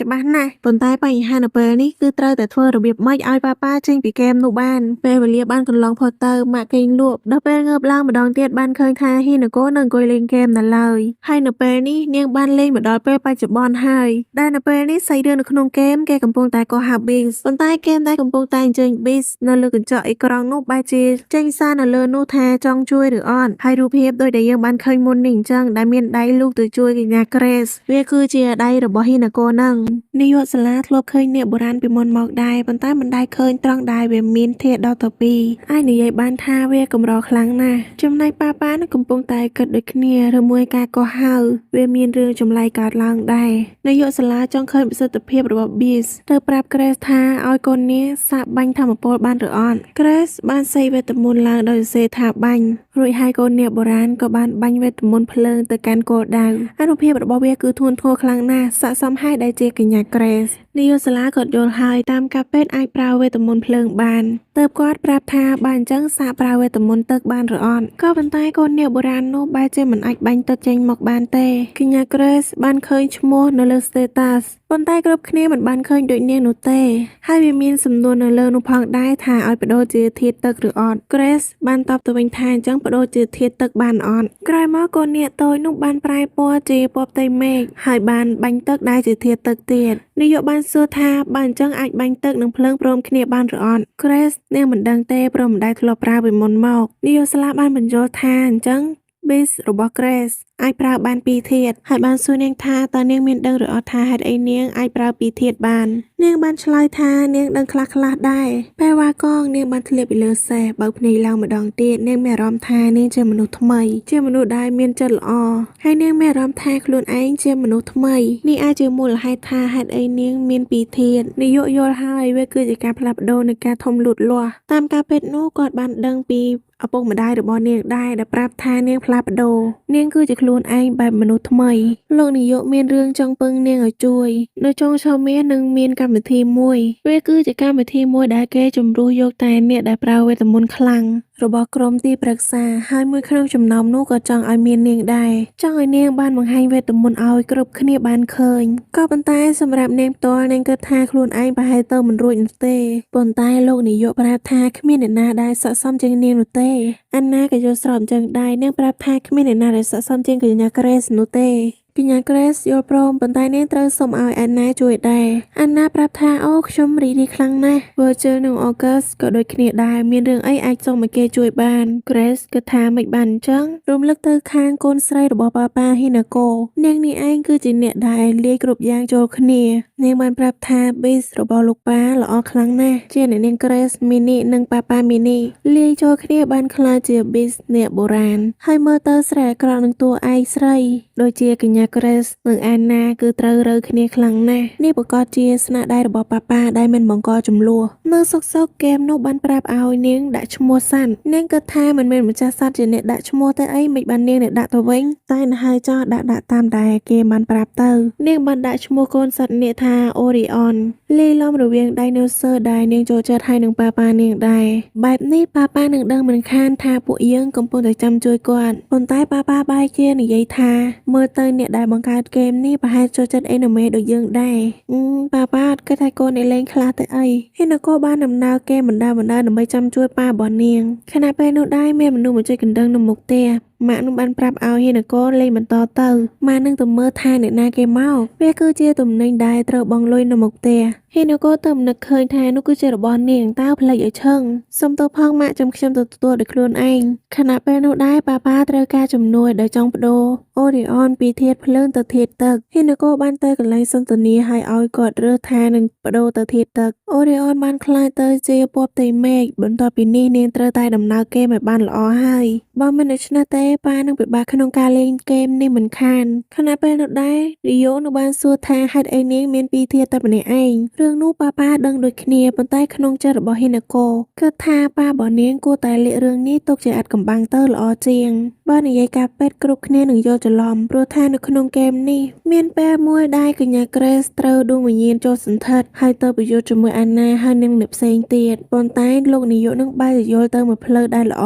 ដោយគិតថាកញ្ញា Grace នាងធំលូតលាស់ខ្លាចជាមនុស្សធម៌ហើយខ្លាចជាមនុស្សថ្មីហើយគេបានបន្តទៅមុខទៀតកញ្ញា Grace ត្រូវចូលរួមការជំរុះយកអ្នកដែលមានវេទមន្តខ្លាំងក្លានៅក្នុងក្រុមប្រឹក្សារបស់សាលារៀនមួយនេះហេណាកូប្រាប់ថាអូគេមដើរទៅខាងនេះឯងតើម៉ាបានសួរថាជារឿងដែលមិនល្អមែនអត់ហេណាកូប្រាប់ថាមិនមែនថាវាមិនល្អនោះទេក៏ប៉ុន្តែការពិពណ៌វេទមន្តនេះវាមានសម្រាប់តួអង្គឯកដូចជាអាណាធ្លាក់ក្នុងលងស្នេហ៍រាជបុត្រ Virgil ឬអ្នកផ្សេងទៀតដែលនៅក្នុងក្រុមប្រឹក្សាប៉ុន្តែរឿងឥឡូវនេះវាបែរคล้ายទៅជាផ្លូវផ្សេងអស់លីងនៅបណ្ណាល័យសាលានារីម្នាក់កំពុងតែរកសៀវភៅអាននាងនោះចូលចិត្តបណ្ណាល័យខ្លាំងណាស់នាងចង់នៅទីនេះចង់នៅស្ងាត់ដោយមិនមានអ្នកណាមករំខានហើយចង់នៅអានសៀវភៅបែបនេះជារៀងរហូតប៉ុន្តែនៅពេលនោះដែរអាណានិងកញ្ញា Grace ក៏បានចូលមកទាំងពីរនាក់កំពុងតែនិយាយដល់ចំណេះដឹងហើយកញ្ញាវ៉ែនតាដែលយើងបានឃើញមុននេះគឺជាអ្នកគាំទ្ររបស់កញ្ញាពីរនាក់នោះឯង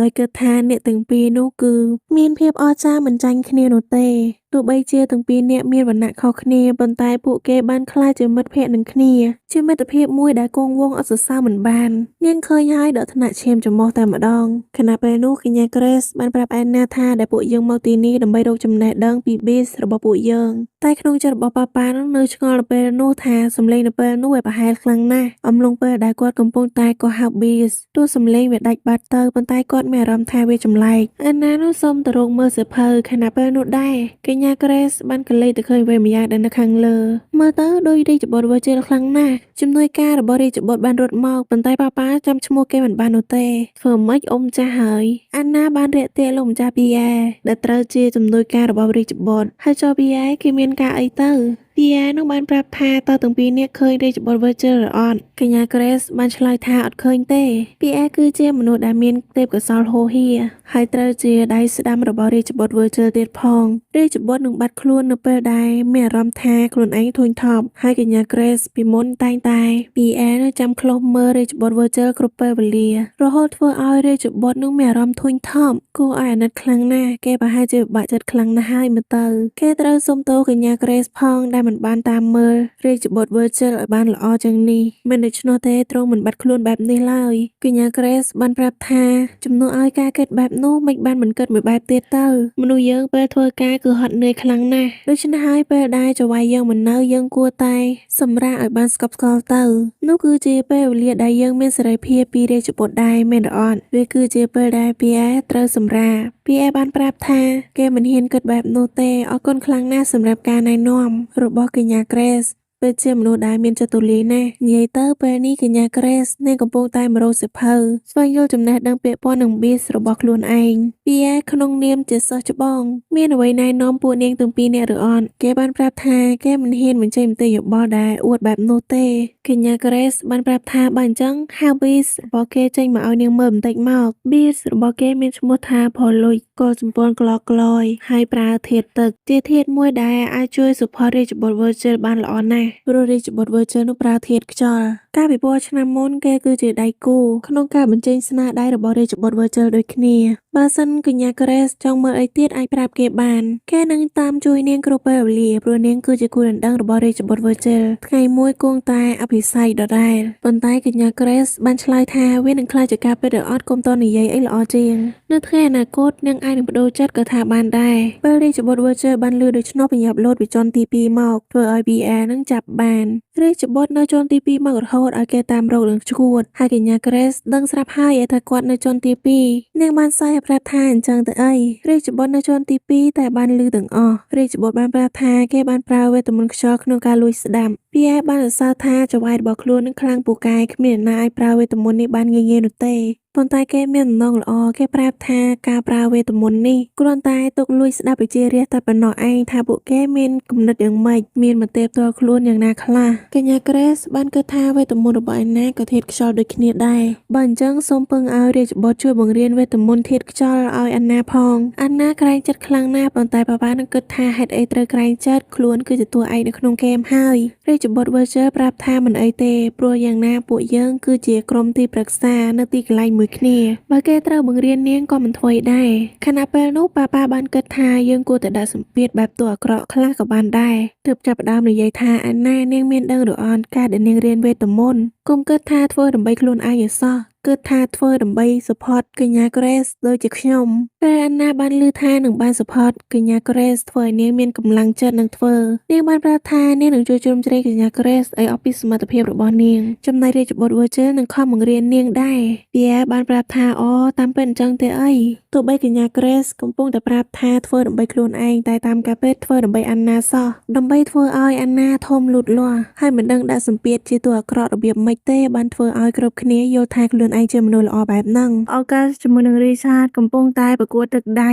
ហើយនៅអាចបន្ថែមថាមពលឲ្យ Beast របស់ពួកគេខ្លាំងក្លាបានទៀតផងទឹកដៃរបស់ទាំងពីរនាក់មិនធម្មតាទៅជាខ្លាំងក្លារបស់គេនៅជប៉ុនវិញម៉ាក់មួយនឹងហ៊ីណាកូកំពុងតែអង្គុយលេងហ្គេមហើយនាំគ្នាសរសើរថាហ្គេមនេះអស្ចារ្យណាស់ទោះបីហ្គេមនេះផ្ដោតទៅលើការចែកចង់ប៉ុន្តែរឿងប្រយុទ្ធនឹងគ្មានអ្នកណាមកព្រាតបានទេម៉ាក់បានឆ្ងល់ថាតើហេតុអីនៅសុកទាំងពីរនាក់មកប្រកួតគ្នាអញ្ចឹងព្រោះតែកញ្ញាក្រេសនៅក្នុងហ្គេមនេះត្រូវគេបានជ្រើសរើសឲ្យទៅពិព័រណ៍វេទមន្ត ទើបនាងបានសុំឲ្យសិស្សច្បងដូចជា August និង Richard នាំគ្នាមកធ្វើជាគំរូឲ្យនាងបានឃើញបានដឹងនោះសមហើយជាប៉ារបស់នាងទោះបីជារូបារបស់នាងមានអាយុច្រើនប៉ុណ្ណាប៉ុន្តែក៏នៅតែមានភាពក្លាហានសមឲ្យអ្នកដែលក្មេងឬអាយុតិចជាងមានសមត្ថភាពជាងធ្វើបានដោយមិនបានគិតទៅលើអាយុរបស់ពួកគេខុសគ្នាសោះវាអាចដោយសារតែប៉ារបស់នាងមានចរិតបែបនេះទើបត្រូវបានគេក៏ហៅឲ្យទៅនៅក្នុងហ្គេមចូលមកក្នុងហ្គេមវិញអានណាបានសរសើរច្បងទាំងពីរនាក់ពូកែណាស់ព្រោះតែទាំងពីរនាក់មានធាតុដូចគ្នាទើបមើលទៅមានធម៌ពលអស្ចារ្យស្មើៗ Richard បានប្រាប់ថាទឹកតិចអាចនឹងចាញ់ភ្លើងតែបើទឹកអត់មានចិត្តទេធ្វើមិនបានឈ្នះគេ Richard ផ្ដោតទៅលើការវាយប្រហារចំណែក August ផ្ដោតទៅលើការការពារព្រោះនៅថ្ងៃអនាគតពួកគេគឺជាអ្នកការពារព្រះរាជាតើពួកគេត្រូវតែធ្វើជាដាវហើយនឹងរបាំងការពារឲ្យព្រះរាជាហើយទទួលបានការបង្វឹកតាំងពីក្មេងៗមកម្លេះទើបធ្វើឲ្យពួកគេដាក់គោលដៅទៅលើ Beast ខ្លាំងមែនទែនពេលនោះអានណាបានសង្កេតឃើញអ្វីមួយទើបប្រាប់ថា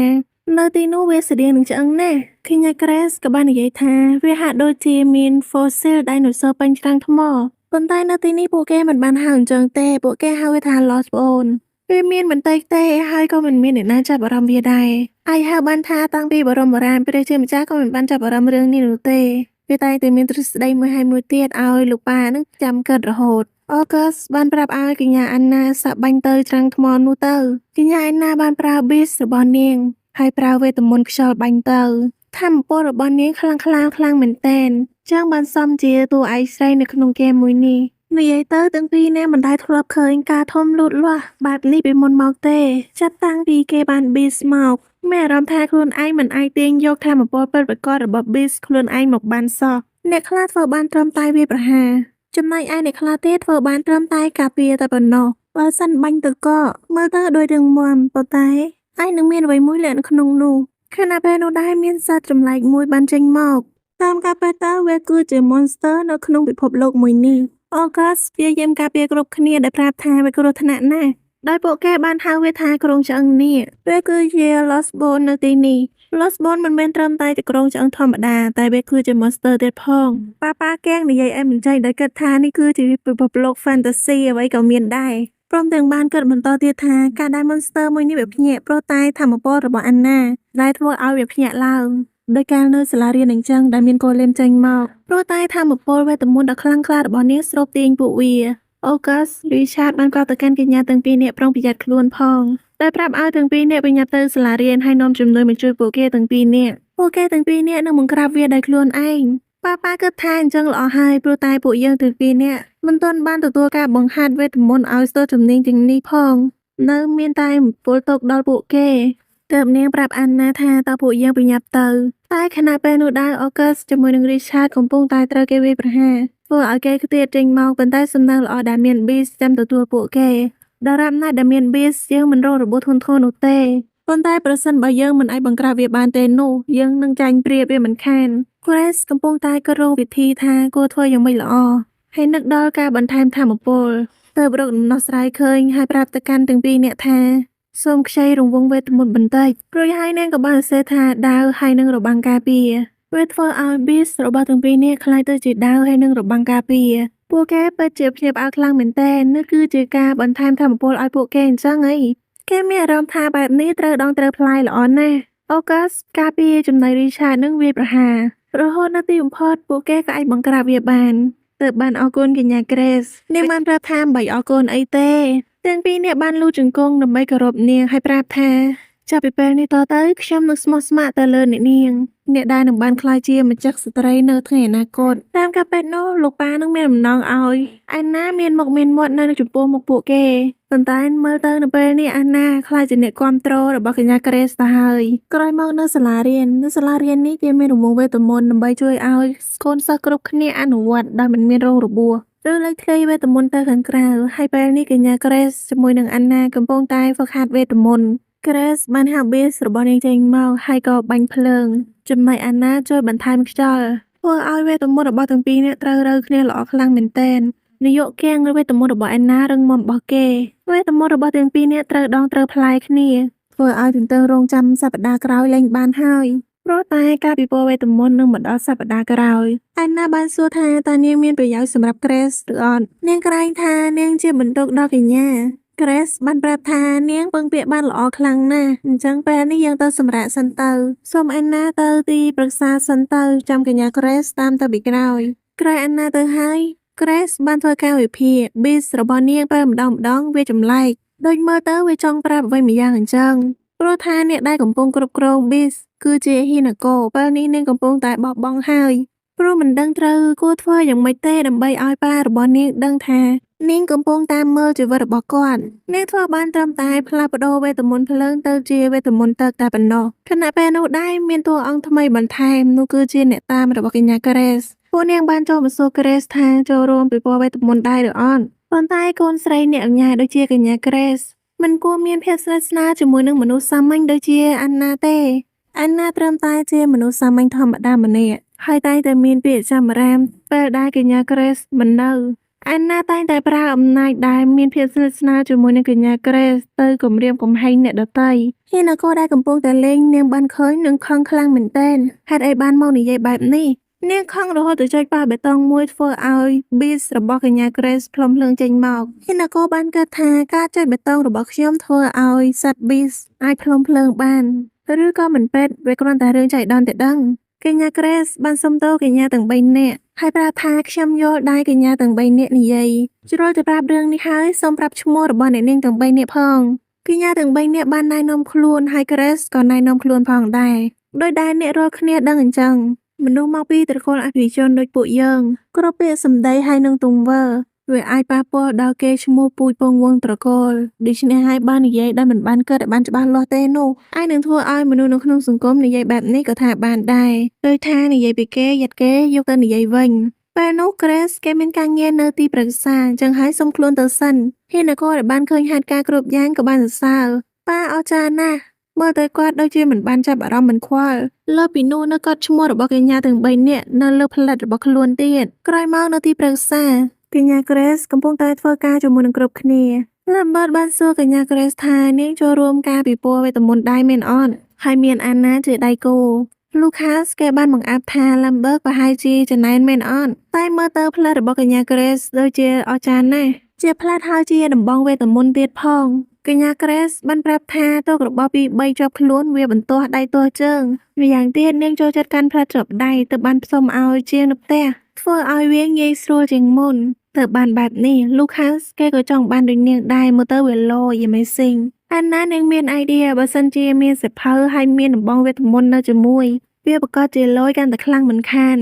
Lambert យកឃើញចឹងដែរទើបសុំឲ្យកញ្ញា Grace ជួយណែនាំជាងឲ្យគេបានស្គាល់ផងកញ្ញា Grace បានប្រាប់ថាបានតើនិយាយទៅ Grace អស្ចារ្យខ្លាំងណាស់បានចូលរួមការពិព័រណ៍វេទមន្តតាំងពីនៅឆ្នាំទី1ទាំងដែរសិស្សច្បង Richard ឬ August ទម្រាំមិនបានចូលរួមរងចាំរហូតដល់ឆមាសឆ្នាំទី3 Grace បានប្រាប់ថាវាគឺជារឿងចៃដន្យទេជារឿងចៃដន្យដែលវេទមន្តរបស់នាងមានលក្ខណៈពិសេសប្លែកសំណាងល្អរឿងមួយទៀតគឺមាន partner ជា Anna តែអាណាប្រាប់ថានាងខ្លាចថាខ្លួនរបស់នាងជាបន្ទុកដល់ Grace ទៅវិញទេ Lambert បានប្រាប់ថាមិនពេលទេវាស័ក្តិសមហើយពិន្ទុរបស់នាងនឹងការរៀនសូត្ររបស់នាងហើយវេទមន្តដែលស៊ីគ្នាវាស័ក្តិសមហើយដែលជា partner របស់ Grace ទោះបី Lambert គេមានភាពចំណែននាងបន្តិចក៏ដោយប៉ុន្តែគេទទួលស្គាល់លើទេពកោសល្យរបស់នាងពេលប៉ាគេបានឃើញក្មេងៗចេះស្រឡាញ់គ្នាចេះយោគយល់គ្នាអញ្ចឹងគាត់នឹងសប្បាយចិត្តណាស់ Lucas បានមកទឿនកញ្ញា Grace មិនថាមានរឿងអ្វីកើតឡើងកុំប្រមាថល្អជាងក្នុងចំណោមមនុស្សទាំងអស់នោះអាចនឹងមានអ្នកយល់ស្របហើយនឹងអ្នកដែលមិនយល់ស្របដែរវាដូចដែរ Lucas គេនិយាយអញ្ចឹងព្រោះតែត្រីខសញ្ញាក្រមុំទាំង3មកទៀតហើយពួកនាងបានមករករឿងអាណាដែលប្រាប់ឲ្យអាណាដកខ្លួនកុំធ្វើជា partner ឲ្យកញ្ញា Grace កញ្ញា Grace បានប្រាប់ពួកនាងផងដែរការដែលនាងបាននៅជាមួយនឹងមនុស្សសាមញ្ញនាងធុញថប់ហើយសក់ខ្ពើមខ្លាំងណាស់ដូច្នេះហើយអាណាមិនគួរទៅពាក្យប៉ុននឹងនាងល្អជាងតែអាណាបានប្រាប់ថានៅផ្ទះរបស់នាងមានមុខរបរធ្វើនំប៉័ងឪពុកម្ដាយរបស់នាងធ្លាប់ប្រាប់ថាបើសិនអ្នកណាធ្វើមិនល្អដាក់នាងយើងមិនគួរទៅរញ៉េរញ៉ៃជាមួយមនុស្សម្នាក់នោះទេហើយនាងប្រហែលជាមិនឆ្លុះបញ្ចាំងពីការឈឺចាប់ដោយការនិយាយមិនល្អដាក់ផងដែរបើសិនយើងមិនចូលចិត្តនរណាម្នាក់គ្រាន់តែកិច្ចវេះពីគេតែប៉ុណ្ណោះឯងនាងគិតថានាងគួរធ្វើបែបនោះរួចហើយក៏បានដើរចាក់ចេញទៅក្រុមទាំង3ប្រាប់ថាហេតុអីនាងដើរកិច្ចអញ្ចឹងនេះគឺជាអារម្មណ៍របស់កញ្ញា Grace អាណាប្រាប់ថាអញ្ចឹងតើពួកយើងទៅទីប្រឹក្សាទៅសួរពីអារម្មណ៍របស់កញ្ញា Grace ថានាងធុញថប់ឬរំខានឯណាឬអត់បើសិននាងមានអារម្មណ៍បែបនោះពិតមែនឯណានឹងចាក់ចែងពីសាលារៀននេះភ្លាមហើយនឹងមិនមកឲ្យកញ្ញា Grace ឃើញមកម្ដងទៀតតែក្រុមទាំង3នាក់នោះប្រាប់ថាកុំធ្វើបែបនោះអីការដែលនាងធ្វើបែបនោះវារំខានពេលវេលាកញ្ញា Grace ប៉ានោះរំភើបខ្លាំងមែនទែនពេលដែលបានឃើញទង្វើរបស់អាណារួមទាំងហ៊ីណូកូដែលកំពុងតែលេងទាំងឪទាំងកូនត្រូវដងត្រូវផ្លាយល្អណាស់ខណៈពេលនោះដែរកញ្ញា Grace បានដើរចេញមកហើយប្រាប់ថាកំមុំទាំង3យល់ច្រឡំហើយលើកមុននេះដែល Grace ធ្លាប់ប្រាប់ថាការដែលយើងធ្វើខ្លួនបែបណាវាគឺបញ្ចាំងដល់តកូលគ្រួសាររបស់យើងដែរនាងប្រហែលជានិយាយពិបាកនឹងយល់ពេកហើយធ្វើឲ្យពួកនាងអត់យល់សុំទោសក្រុមទាំង3ផងជាកំហុសរបស់ខ្ញុំទេក្រុមទាំង3នោះប្រាប់ថាមិនមែនជាកំហុសរបស់អ្នកនាង Grace ទេហ៊ីណូកូដែលកំពុងតែមើលនោះប្រាប់ថានេះគឺជាការទទួលខុសត្រូវរបស់លោកប៉ាដែលធ្វើខុសហើយត្រូវតែទទួលខុសត្រូវគាត់មានបទពិសោធន៍ដែលសារតែគាត់ធ្វើការយូរឆ្នាំកញ្ញា Grace បានប្រាប់ថានាងមិនដែលប្រកាន់លើវណ្ណៈនោះទេនាងក៏ត្រឹមថាគ្រប់គ្នារស់នៅក្នុងសាលារៀនមួយនេះហើយមានសេចក្តីសុខតែប៉ុណ្ណោះឯងដូច្នេះហើយចាប់ដៃបង្កើតមិត្តភាពឡើងទៅ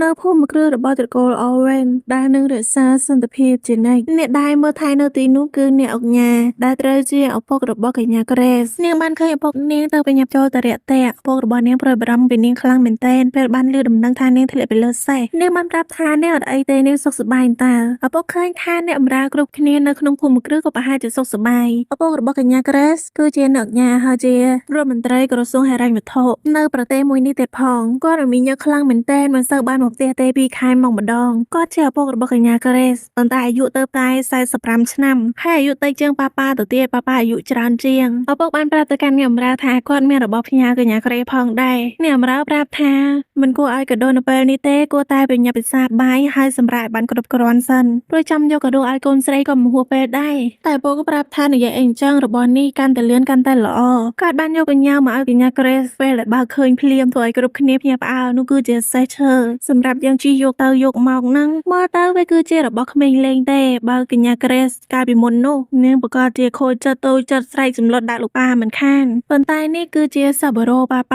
គាត់ជាមនុស្សចាស់គាត់យល់ទៅគិតថាគួរតែនិយាយល្អដាក់លោកឪពុកទៅបានជាប្រាប់ថាស័ក្តិសមហើយដែលជាលោកឪពុកមកជួយរើកាដូឲ្យនាងយកទៅផ្ញើមនុស្សម្នាក់ល្មមអ្នកបម្រើគ្រប់គ្នានៅក្នុងផ្ទះនោះកំពុងតែគិតថាតើនាងនឹងទទួលយកកាដូនេះពិតមែននេះព្រោះថានាងមានអាយុ15ឆ្នាំហើយនឹងយករបស់នេះទៅផ្ញើអ្នកដែលស័ក្តិសមនឹងវាខ្លាំងជាងអ្នកបម្រើគ្រប់គ្នានាំគ្នាលើកទឹកចិត្តចំណែកឪពុកនឹងកំពុងតែគិតថាតើវាល្អឬមិនល្អដែលគេទិញមកឲ្យនឹងហើយអ្នកបម្រើក្នុងផ្ទះនៅពេលនេះនាំគ្នាគោរពទៅលើកញ្ញា Grace ខ្លាំងជាងឪពុកទៅទៀតខណៈពេលដែលកញ្ញា Grace កំពុងតែដើរទៅទីកន្លែងណាមួយនាងកំពុងតែគិតថាក្នុងនាមជាមន្ត្រីមួយរូបគេធ្វើបានល្អណាស់ប៉ុន្តែក្នុងនាមជាឪពុកគេពិតជាអត់ដឹងថាក្មេងៗចូលចិត្តអីសោះតែនៅហើយចោះព្រោះថាប៉ាពីមុនតាមក្មេងសម័យថ្មីមិនទាន់ដែរព្រោះកូននឹងធំលូតលាស់លឿនចូលសេះដែលមកជាមួយនឹងបានសួរថាតើយើងយកនំនេះទៅឲ្យជាងមែនអត់ Grace បានប្រាប់ថាពេតមែនហើយនាងមានរឿងចង់ពឹងគាត់បន្តិចពេលទៅដល់នាងបានឃើញថាជាងកំពុងតែនៅជាមួយនឹងនរណាម្នាក់ហើយគាត់មិនមែនជានរណាឆ្ងាយទេគឺជាឪពុករបស់នាង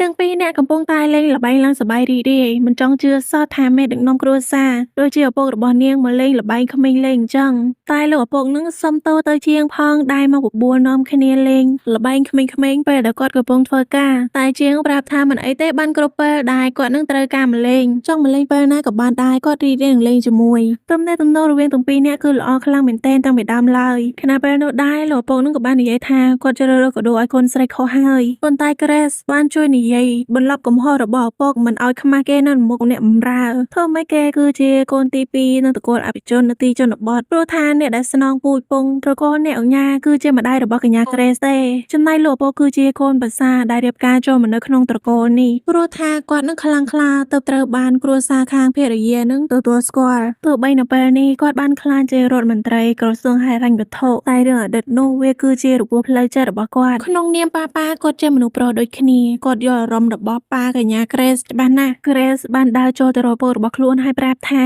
ពុកមិនបានមកលេងល្បែងក្មេងលេងតែម្នាក់ឯងអញ្ចឹងមិននាំកូនមកលេងផងកូនចង់ចេះលេងដោយពុកអញ្ចឹងពុកប្រាប់ថាអញ្ចឹងអីកូនចង់លេងមែនអត់អញ្ចឹងតើពួកយើងមកលេងពីរនាក់ទៅ Grace បាននិយាយទៀតថាក្នុងនាមជាឪពុកដែលជាបុរសនៅទីជនបទហើយពូជវង្សតកូលមិនបានធំដុំក៏ដោយតែនាងទទួលស្គាល់គាត់ក្នុងនាមជាឪពុកមួយរូបកញ្ញា Grace ផ្ដោតទៅលើ ការលេងមែនទែនធ្វើឲ្យនាងអាចយកឈ្នះឪពុករបស់នាងបានឪពុកបានសួរថាមិនបានកូនបកាយលេងម៉េច Grace ប្រាប់ថាចៃដន្យទេតាមការពិតវាគឺជាទេពកោសល្យរបស់គាត់ដែលមានតាំងពីអតីតនៅព្រឹកថ្ងៃថ្មីឯណាងើបឡើងហើយកំពុងតែស្លៀកពាក់ទៅសាលារៀនប៉ុន្តែសុពុតរបស់នាងដាក់លេវអត់កើទៅបញ្ញាប់រត់ទៅរកកញ្ញា Grace ហើយសុំទោសផងដែលធ្វើឲ្យនាងរងចាំយូរតែកញ្ញា Grace បានប្រាប់ថានាងមកទាន់ពេលតើបញ្ញាប់រហូតកូនវត្តករបស់នាងវែកអស់ហើយម៉ាក់ជាមួយនឹងហ៊ីណាកូកំពុងតែនាំគ្នាគិតថាមើលទៅប៉ារបស់ពួកគេដូចជាទម្លាប់ខ្លាចជាកញ្ញា Grace ពេញសិទ្ធទៅហើយទោះបីគាត់ងាយក្នុងការសម្របខ្លួនប៉ុន្តែបើសិនគាត់បានមកជប៉ុនវិញនៅមានទង្វើជាកញ្ញា Grace ទៀតតើឲ្យទាំងពីរអ្នកម៉ៃកូនឹងធ្វើយ៉ាងម៉េចទៅ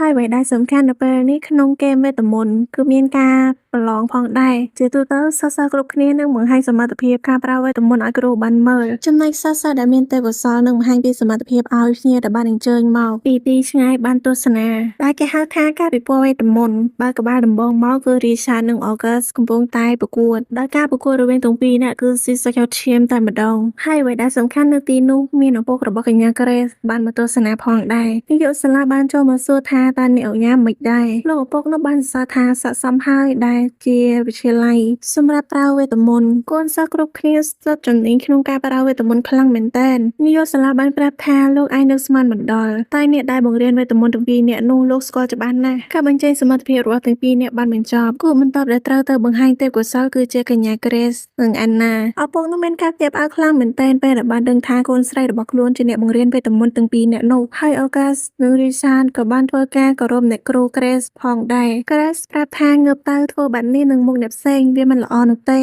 តែទាំងពីរនាក់បានសច្ចារួចហើយថានឹងគោរពនាងគ្រប់ពេលអ្នកគ្រូបានប្រាប់មហាជនថាបន្ទាប់នេះគឺចូលដល់វគ្គការពិព័រណ៍វេទមន្តហើយព្រមទាំងបានសេកវេទមន្តឡើងអ្នកគ្រូបានបង្កើតឲ្យយ៉ងឡើងមក3ការបាញ់ទៅចំគោលដៅដែលនៅស្ងៀមវាពិបាកណាស់ទៅហើយប៉ុន្តែនេះវាជាគោលដៅដែលអាចចលនាបានទៀតវាមិនពិបាកពេកទេអីសម្រាប់ពួកនាង Grace បានហៅ Base របស់នាងចេញមកហើយក៏បាញ់ភ្លើងទៅភ្លើងរបស់នាងវាយឺតខ្លាំងណាស់ពេកប៉ុន្តែសំណាងល្អដែលបានធម្មពលខ្យល់របស់អាណាវាអាចជួយបន្ថែមឲ្យភ្លើងរបស់កញ្ញា Grace រឹងមាំហើយអាចបង្ក្រាបឲ្យយ៉ងបានដល់ទៅ2ទៀតផងវានៅសល់មួយក្បាលទៀតអាណានាងមិនប្រឡែងឲ្យរួចខ្លួននោះទេក្រោយមកទាំងពីរនាក់ក៏អាចបង្ក្រាបវាបានទាំង3ទាំងពីរនាក់អស្ចារ្យខ្លាំងណាស់មានទឹកដៃគ្រាន់បើប៉ុន្តែការពិព័រណ៍មិនទាន់បញ្ចប់ត្រឹមនោះទេអ្នកគ្រូបានផ្គុំឲ្យយ៉ងទាំង3ឲ្យក្លាយទៅជារបស់មួយ Grace បានឃើញដូច្នោះមិនបង្អង់យូរនាងបានបាញ់ភ្លើងទៅកាន់វាប៉ុន្តែក៏មិនអាចធ្វើអ្វីសត្វចម្លែកនោះបានសោះកញ្ញា Grace យល់ហើយអ្នកគ្រូចង់ឲ្យទាំងពីរនាក់បញ្ចេញពីសមត្ថភាពរបស់ពួកគេឯងល្អជាងនេះមានប្រមាណដាក់មកឲ្យអស់មកកំតុកជាពិសេសនោះកញ្ញា Grace ដែលនាងអាចបដូរធាតុរបស់នាងបានទើបនាងគិតថាបើប្រើជាធាតុទឹកឬធាតុដីវាល្អជាងទើប Grace បានប្រើឲ្យ Beast របស់នាងក្លាយទៅជាធាតុទឹកដោយមានហ៊ីណាកូដែលអង្គុយចាំមើលចាំបដូរធាតុឲ្យប៉ាកញ្ញា Grace បានរៀបចំគម្រោងការដោយអាណាវាប្រហារវេទមន្តរបស់នាងទៅមុនរួចចំនាងជួយបន្ថែមវេទមន្តទៅតាមពីក្រោយហ៊ីណាកូឃើញដូច្នេះព្រួយបារម្ភពីអាណាខ្លាំងណាស់ព្រោះតែធម្មពលរបស់នាងមានមិនបានស្មើនឹងកញ្ញា Grace មិញនេះនាងអាចនឹងប្រើ MP របស់នាងចិត្តអស់ហើយម្យ៉ាងទៀតជាមនុស្សដែលសឹងមានទំនុកចិត្តប៉ុន្តែកញ្ញា Grace បានប្រាប់ថានេះគឺជាការសម្ដែងរបស់ពួកយើងទាំងពីរនាក់បើឲ្យនាងធ្វើតែម្នាក់ឯងនាងមិនអាចបង្ក្រាបវាបានទេដូច្នេះចាំបាច់ត្រូវតែមានអាណាចាំ support អាណាចាប់ផ្ដើមមានកម្លាំងចិត្តហើយប្រើវេទមន្តខ្យល់របស់នាងវាប្រហារទៅកាន់សត្វចម្លែកនោះដោយមានកញ្ញា Grace ប្រើវេទមន្តកកបញ្ចូលធ្វើឲ្យទាំងពីរនាក់អាចបង្ក្រាបសត្វចម្លែកនោះបាននៅទីបំផុតសមាជិកក្រុមទីប្រឹក្សាបានមករងចាំទទួលពួកគេទាំងពីរនាក់ព្រមទាំងបានសរសើរកញ្ញាទាំងពីរនាក់ថាពូកែណាស់យើងត្រូវតែលើកមុខលើកមាត់ឲ្យអាណាព្រោះនាងពូកែណាស់តែអាណាប្រាប់ថាគ្រប់យ៉ាងព្រោះតែកញ្ញា Grace ទេពេលនោះឪពុករបស់កញ្ញា Grace បានចុះមកហើយសរសើរទាំងពីរនាក់ហើយសួរថានាងឈ្មោះអាណាដល់មែនអត់កូនស្រីរបស់ខ្ញុំប្រហែលជារំខាននាងច្រើនហើយប៉ុន្តែអាណាបានប្រាប់ថាមិនពិតទេកញ្ញា Grace ទៅវិញទេជាអ្នកដែលបង្រៀននាងគ្រប់សពហើយនាងអាចធ្វើវាបានព្រោះតែខ្ញុំក្រោយបានចូលរៀននៅទីនេះធ្វើឲ្យខ្ញុំនឹងឡើងគីឡូធ្វើឲ្យទាំងពីរអ្នកពួកកូនដែលបានលឺព្រមទាំងម៉ាក់និងហ៊ីណាកូដែលកំពុងតែតាមមើលជីវិតរបស់ប៉ានៅក្នុងហ្គេមឡើងឆ្ងល់ហើយនៅក្នុងហ្គេមនេះក៏មានអីវ៉ាន់ឲ្យយើងសម្រកគីឡូផងដែរក្រោយមកកញ្ញាឯណានឹងញ៉ាំអាហារតិចៗជាងមុនព្រោះថានាងកំពុងតែសម្រករៀងធ្វើឲ្យប៉ានៅឃើញថាបើសិនគាត់ពីមុននោះគាត់ត្រូវតែនិយាយថាញ៉ាំឲ្យច្រើនតែឥឡូវនេះខុសពីមុនហើយទើបប្រាប់ឯណាថាអូមិនអីទេតែមើលថែសុខភាពខ្លួនឯងផងប្រយ័ត្នសម្រកសម្ រកខ្វះជាតិអាហារខ្យល់ចាប់ងាប់ព្រមទាំងបានប្រាប់ទៀតថាប៉ុន្តែខ្ញុំចូលចិត្តនៅពេលដែលអាណាញ៉ាំច្រើនជាងគ្រប់ពេលដែលបានឃើញអាណាញ៉ាំឆ្អែតធ្វើឲ្យខ្ញុំមានសេចក្តីសុខអាណាដែលឃើញកញ្ញាក្រេសមានទឹកមុខខូចចិត្តទៅបានជាប្រញាប់ទៅដួសអាហារដាក់ចានដួសយកព្រមទាំងប្រាប់ថាពេលនេះយើងអាចញ៉ាំបានចេះតែញ៉ាំទៅក្រោយបានញ៉ាំច្រើនញ៉ាំឆ្អែតហើយអាណាបានតែហាត់ប្រាណហាត់គ្រប់ក្បាច់ដែរសិស្សច្បងបានបង្រៀនអញ្ចឹងរហូតធ្វើឲ្យនាងមានសាច់ដុំហើយព្រឹកមិញដែលនាងពាក់សម្ពត់ទៅដាក់លាវមិនកើតព្រោះតែនាងមានសាច់ដុំហាត់ប្រាណរាល់ថ្ងៃរាល់ព្រឹកនៅពេកឡើងមានសាច់ដុំចឹងឯងហើយក្រោយមកធ្វើឲ្យការចូលចិត្តស្ញាសសៅគោរពទៅលើកញ្ញាក្រេសកាន់តែកើនឡើងហើយមកដល់ពេលនេះប៉ាដឹងហើយថាដែលមានពលឺចែងចាំងលើខ្លួនរបស់ពួកគេក៏ព្រោះតែពួកគេកាន់តែចូលចិត្តនាង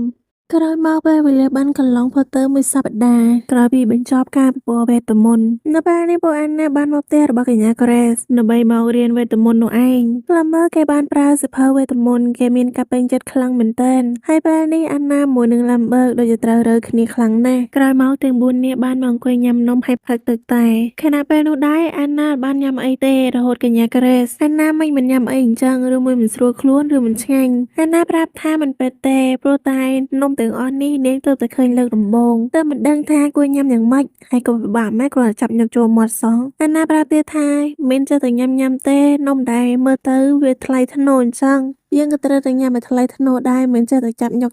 ទេឡាមើលដែលបានលើគេប្រាប់ថារឿងនេះគេយកពីនាងព្រោះពេលដែលគេមកផ្ទះអភិជនលើកដំបូងគេមិនដឹងពីជីវធម៌លើតុអាហារនោះទេមិនដឹងគួរធ្វើខ្លួនល្មិចលោកខាសប្រាប់ថាមិនចម្លែកទេទៅប្រាប់ឲ្យកញ្ញាក្រេសជួយបង្រៀនពួកគេហើយមិនបានន័យឲ្យនាងមករៀនបន្តិចបន្តួចនៅពេលនេះនោះទេតែទៀតពួកយើងនឹងវ៉ាកងរដូវក្តៅហើយតែឯណាពេលដែលវ៉ាកងនាងមានកម្រងទៅណាឬអត់ឯណាបានប្រាប់ថាពេលអន្តេវាសិកដ្ឋានបើកនាងនឹងគេងនៅទីនោះពេលគេបិទនឹងទៅផ្ទះលោកខាសលឺដូច្នោះក៏ប្រាប់ថាគួរឲ្យស្ដាយពេលវេលាណាបើតំណែងអញ្ចឹងហើយសូមឲ្យកញ្ញាក្រេសអញ្ជើញអាណាមកលេងនៅផ្ទះតកូលរបស់នាងទៅហើយជួយបង្រៀនឲ្យអាណាបានស្គាល់ពីជីវភាពការរស់នៅរបស់កូនអភិជនកញ្ញាក្រេសដែលបានលឺដូច្នោះនាងគិតថាជាមតិដែលល្អអាណាលឺអញ្ចឹងគិតថានាងរំខានពេលវេលាដល់កញ្ញាក្រេសទោះបីនាងមករៀនពីជីវភាពរស់នៅរបស់កូនអភិជនក៏គ្មានប្រយោជន៍នោះទេកញ្ញាក្រេសបានប្រាប់ថាមិនពេតទេកញ្ញាឯណានាងដូចអត់ទាន់យល់ពីអ្វីសោះនៅថ្ងៃអនាគតដ៏យូរអង្វែងនាងអាចនឹងក្លាយជាចំណុចមួយដែលខ្ពស់បំផុតនៅក្នុងប្រទេសមួយនេះក៏ថាបានដែរដូច្នេះហើយនាងគួរតែរៀនពីសុជីវធម៌កម្រិតដំបូងសិនទៅឯណាលឺហើយឡើងឆ្ងល់ចំណុចដែលខ្ពស់បំផុតរបស់ប្រទេសមួយនេះបានន័យថានឹងបានក្លាយជាខ្សែរាជវង្សមានដូចជារាជបុត្រ Virgil ហើយកញ្ញាក្រេសក៏ជាគូដណ្ដឹងចឹងបានន័យថាខ្ញុំកំពុងតែត្រូវគេរំពឹងទុកថានឹងបានក្លាយជានាយបម្រើផ្ទាល់ខ្លួនរបស់កញ្ញាក្រេសដែលអនាគតនឹងបានក្លាយជាម្ចាស់ស្ត្រីកញ្ញាក្រេសបានន័យថាអញ្ចេះដល់អាណាបានន័យថាអញ្ចោចានិយាយគ្នាត្រូវរឿងដែរថាមពលនៃការគោរពស្រឡាញ់ទៅលើកញ្ញាក្រេសក៏បានកើនឡើងឯណាមិនបដិសេធទទួលភ្លាមខ្ញុំប្រកាសជាមកមិនខានកញ្ញាក្រេសពេលវេលាបានកន្លងផុតទៅប៉ាបានមកនៅទីកន្លែងមួយដែរស្ងប់ស្ងាត់ហើយរៀងងឹតព្រមទាំងមានប៊ីសរបស់គាត់មកនាំផ្លូវ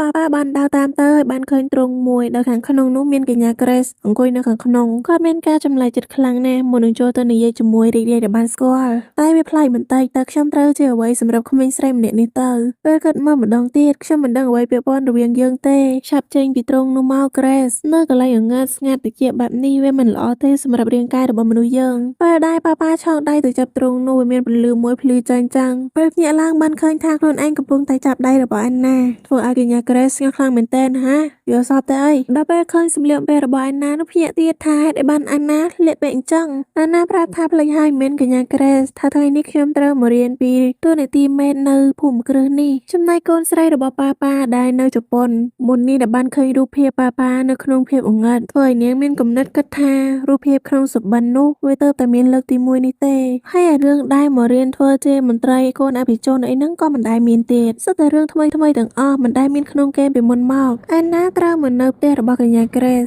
លើកដំបូងកាត់មកខាងកញ្ញាក្រេសបានប្រាប់អានណាថាខំរៀនឡើងបើមានបំណងបែបនោះហើយត្រូវតែយកចិត្តទុកដាក់ក្នុងការរៀនសូត្រអានណាបានលឺយល់ព្រមហើយប្រាប់ថានាងនឹងយកចិត្តទុកដាក់ក្នុងការរៀនសូត្រហើយគិតថាអ្វីដែលនាងធ្វើទាំងអស់នេះគឺដើម្បីបានបម្រើកញ្ញាក្រេសនៅថ្ងៃអនាគតហើយនៅពេលនេះអ្នកដែលចេះធ្វើសក់មូលឲ្យកញ្ញាក្រេស គឺមានតែសិស្សច្បងម៉ាទេដាទេខណៈពេលនោះជើសេតបានប្រាប់អានណាថាអំឡុងពេលនោះពួកយើងមករៀបចំគ្រែទៅរួចហើយមិនបង្អង់យូរដោះស្បែកជើងឡើងទៅគេនៅលើគ្រែកញ្ញាក្រេសភ្លាមអានណាបានឃើញគាំងណាស់ជើសេតប្រាប់ថាការងារមួយនេះមិនមែនធ្វើលេងសើចនោះទេមេកាមេតបានប្រាប់ថាយើងត្រូវតែគិតតាមទស្សនៈរបស់ចៅហ្វាយជានិច្ចបើសិនយើងមិនសាកគេឲ្យដូចចៅហ្វាយបែបនេះយើងគ្មានថ្ងៃដឹងនោះទេថាគ្រែឬដំបូលវាប្លែកព្រមទាំងឲ្យអានណាមកសាកធ្វើមើលអានណាបានសាកមកគេលើគ្រែធ្វើឲ្យនាងលងទៅនឹងការទន់របស់គ្រែហើយនឹងក្លិនក្រអូបរបស់កញ្ញាក្រេសធ្វើឲ្យនាងមានអារម្មណ៍ថាដូចត្រូវកញ្ញាក្រេសអោបអញ្ចឹងជឿសេតបានឃើញនោះបញ្ញាប់ហៅកញ្ញាអានណាឲ្យភ្ញាក់ឡើងងើប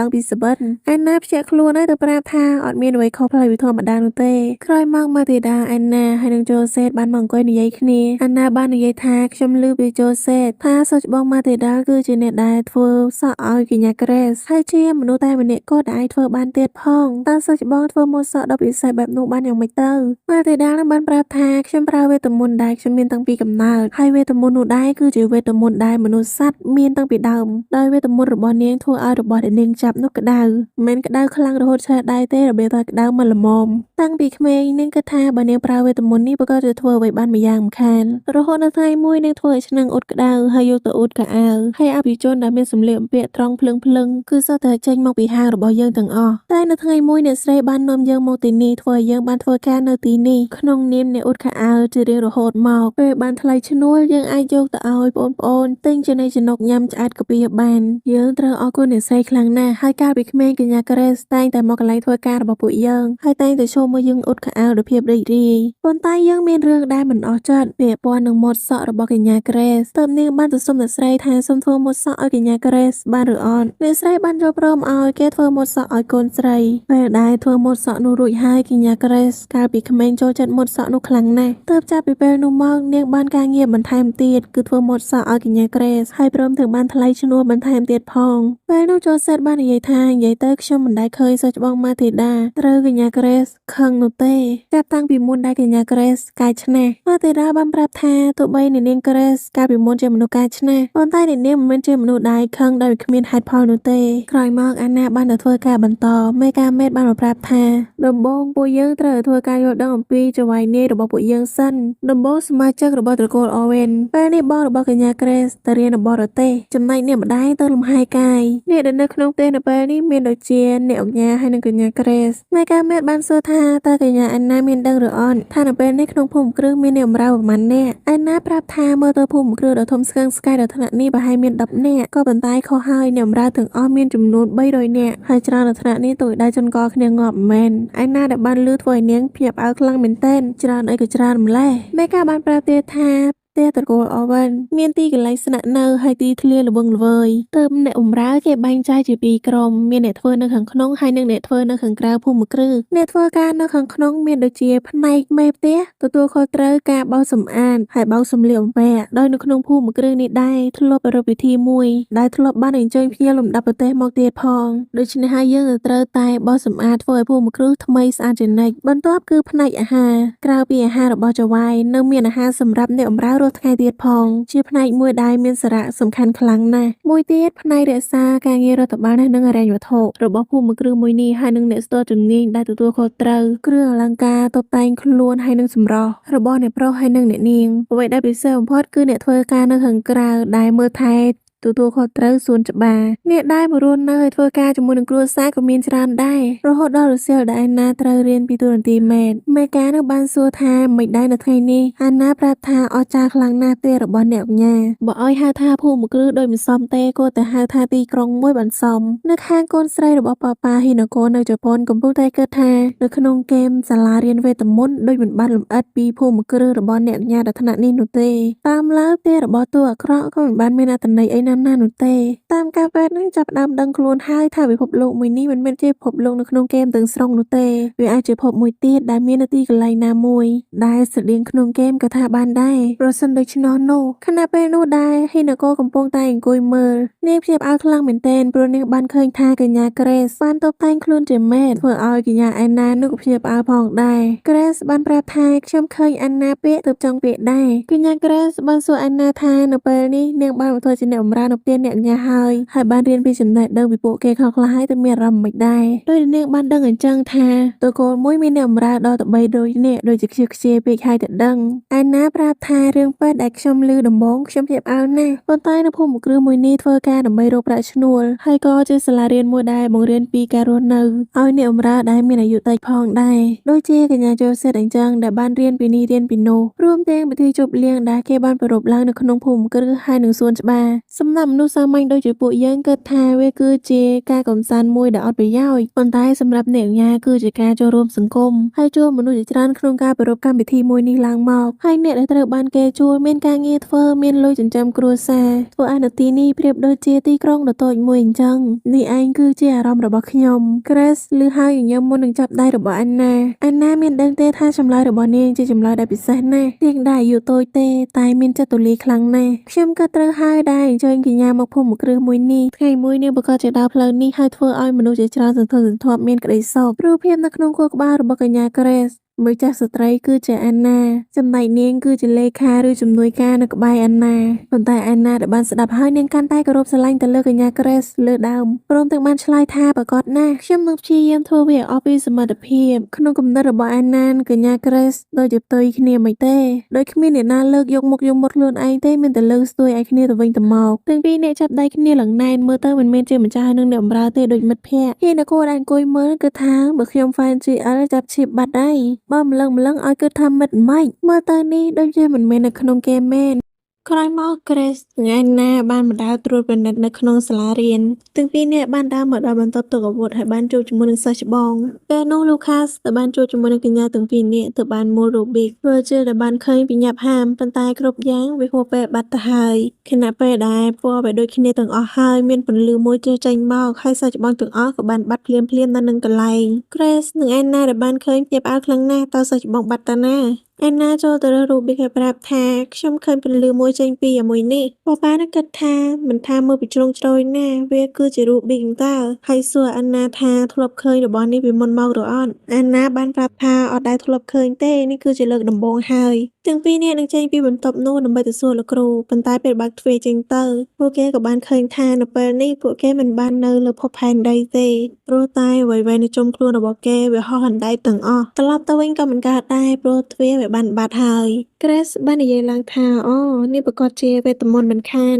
វាអាចដោយសារតែប្រអប់មួយនេះឯងអានណាបាននិយាយឡើងថាបើអញ្ចឹងវាជាឧបករណ៍មួយដែលទុកសម្រាប់បង្កើតទីកន្លែងចម្លែកបែបនេះមែនឬអត់ Grace បានយក Rubik មកមើលហើយបានឃើញថាវាចម្លែកព្រោះមុននេះវាពណ៌ដូចគ្នាតែឥឡូវអត់ដូចទេនាងមិនបង្អង់យូរក៏បានកាច់វាធ្វើឲ្យបានខ្លាចជាពណ៌មួយហើយនៅពេលនេះរាជបុត្រ Virgil ក៏បានចេញពី Rubik នោះអានណាបានសួររាជបុត្រថាតើទ្រង់មានដឹងអ្វីពាក់ព័ន្ធនឹងប្រអប់នេះឬអត់រាជបុត្រ Virgil បានប្រាប់ថានេះគឺជាលអាងនៃការសាកល្បងវាបានទុកបន្សល់តាំងពីជំនាន់មុនមកម្លេះធម្មតាវាត្រូវបានគេបិទនៅក្នុងវេទមន្តដ៏កម្រាស់មួយប៉ុន្តែដោយអ្នកទាំងអស់គ្នាបានដឹងអញ្ចឹងថានៅថ្ងៃនេះថាមពលនឹងខ្សោយចុះហើយ Lucas ក្មេងរពឹសបានទៅយកវាមកមូលលេងរហូតធ្វើឲ្យមានរឿងបែបនេះកើតឡើងនឹងឯងតែនោះដែរមានអាងទឹកធ្លាក់ចុះមករាជបុត្រនឹងសុំទៅមើលខ្លួនឯងពេលដើរចូលទៅមើលហើយបានឃើញថានៅលើនោះវាមានសារមួយដែលបានសរសេរថាខាងលើទឹកលិចខាងក្រោមភ្លើងឆេះរាជបុត្រ Virgil និងឯណានឹងអត់យល់ទេវាគឺជាទំនាយតែដឹងធ្វើឲ្យប៉ាដែលដឹងនឹងគិតថានៅលោកនេះគ្មានវប្បធម៌ជាអាចកំបាំងទេខ្ញុំគិតថាវាប្រហែលជាអាចត្រូវប្រើដើម្បីដោះស្រាយអាចកំបាំងមួយហើយវត្ថុមួយនេះវាអាចជាជំនួយដល់ពួកយើងហើយប្រសិនបើនេះគឺជាការសាកល្បងនៃសាលារៀនមួយនេះនោះដូច្នេះហើយបានជា Grace ហៅ Beans របស់នាងចេញមកមុននឹងមហូរទឹកចូលទៅក្នុងអាងហើយអុជភ្លើងខាងក្រោមខាងលើលិចទឹកខាងក្រោមភ្លើងឆេះចម្លើយរបស់វាគឺអាងទឹកទាំងពីរនាក់នាំគ្នាសើ Grace ជាពិសេសអានណាបានប្រាប់ថាអ្នកដែលប្រើវេទមន្តទឹកនិងភ្លើងបានឲ្យដោះស្រាយបញ្ហាមួយនេះមានតែកញ្ញា Grace ទេធ្វើឲ្យ Grace នឹកឃើញថាដើម្បីដោះស្រាយបញ្ហាមួយនេះយើងត្រូវតែមានវេទមន្តពីរធាតុនឹងបានន័យថាវាគឺជាបញ្ហាដែលត្រូវដោះស្រាយពីរនាក់បានន័យថានេះគឺជា event មួយដែលឲ្យអានណានិងលោកណាម្នាក់រួមដៃគ្នាដោះស្រាយអាចកំបាំងនេះមិនខាននៅពេលនោះមានទ្វារចេញមកទើបពួកគេបានបើកទ្វារចូលទៅហើយបានជួបជាមួយនឹងបន្ទប់ក្រោមដីហើយនៅសុក Virgil ក៏ត្រូវបានស្រូបចូលទៅក្នុង Rubik វិញ Grace ដែលបានឃើញក៏បានយក Rubik នឹងមកមូលបន្តម្ដងនេះអ្នកដែលចេញមកគឺ Lambert ការសាកល្បងបន្ទាប់បានចាប់ផ្ដើមអានណាបានទៅអានសារនៅលើនោះព្រឹកមានជើង4ថ្ងៃមានជើង2ពេលយប់មានជើង3 សូមបង្ហាញខ្លួននៅលើថ្មប៉ាដែលបានលឺដឹងចម្លើយភ្លាមថានោះគឺជាមនុស្សចម្លើយរបស់វាតែប៉ាចង់ឲ្យទាំងពីរនាក់មានភាពស្និទ្ធស្នាលទឹកផ្ដល់ព័ត៌មានឲ្យពួកគេលំមើដែលបានព័ត៌មានពីកញ្ញា Grace បានប្រើវេទមន្តរបស់គេដើម្បីយកដុំថ្មទៅដាក់ក្នុងប្រឡោះហើយនៅសល់គ្រាន់តែឈរនៅលើថ្មជើង4ជើង2ហើយនិងជើង3តែអាណាគិតថាបើឲ្យកញ្ញា Grace ទៅឈរជើង4នោះមិនកើតទេវាមិនសមឃើញដូច្នេះហើយទើបសម្រេចចិត្តថាទៅឈរខ្លួនឯងតែលំបើនោះបានហាមនាងមុននឹងដើរទៅឈរខ្លួនឯងរហូតទាំង3នាក់អាចឆ្លងកាត់ការសាកល្បងម្ដងនេះបានការសាកល្បងបន្ទាប់គឺការអុជភ្លើងកប់ដោយវេទមន្តទឹកកកប៉ុន្តែវាដែលត្រូវបានគេហៅចេញមកគេមិនអាចជួយអ្វីបានសោះព្រោះតែគេខ្លាចកម្ពស់ចុងបញ្ចប់កញ្ញា Grace ឡើងទៅអុជខ្លួនឯងវាពិតជាខូចចិត្តខ្លាំងណាស់ដែលខ្លួនឯងអត់ប្រយោជន៍អីយ៉ាងនេះ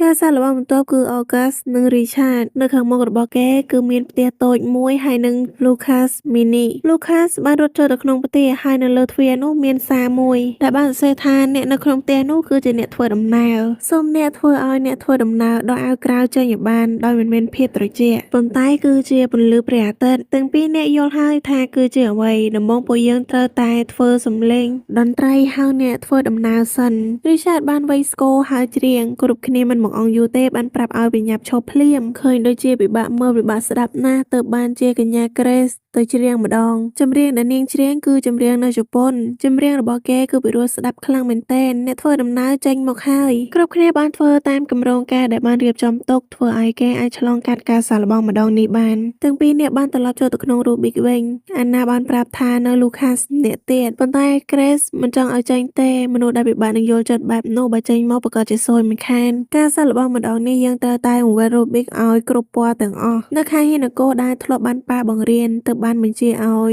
Beast របស់កញ្ញា Grace ទៅបង្វិល Rubik ប៉ុន្តែចុងបញ្ចប់ក៏មិនអាចធ្វើបែបនោះបានទេព្រោះវាលេងខូចគេអាណាចង់សាកធ្វើវាម្ដងទើបសុំយកមកធ្វើហើយអាណាអាចធ្វើវាបានរហូតជួយគ្រប់គ្នាចេញពីក្នុងនោះបានទាំងអស់គ្នា Grace មិនមកអង្គយូរទេបានសរសើរអាណាឲ្យគ្រប់គ្នាស្ដាប់ថាអាណាអ្នកធ្វើនាងគឺជាអ្នកដែលជួយសិស្សច្បងចេញពីក្នុង Rubik ប៉ុន្តែគ្រប់គ្នានឹងមិនបានគិតតាមនាងនោះទេពួកគេបានគិតថាព្រោះតែ Grace ចង់ឲ្យអាណាមានមុខមានមាត់ទើបមិនធ្វើខ្លួនឯងធ្វើឲ្យនៅពេលនេះការចូលចិត្តរបស់ពួកគេគឺកើនទ្វេដង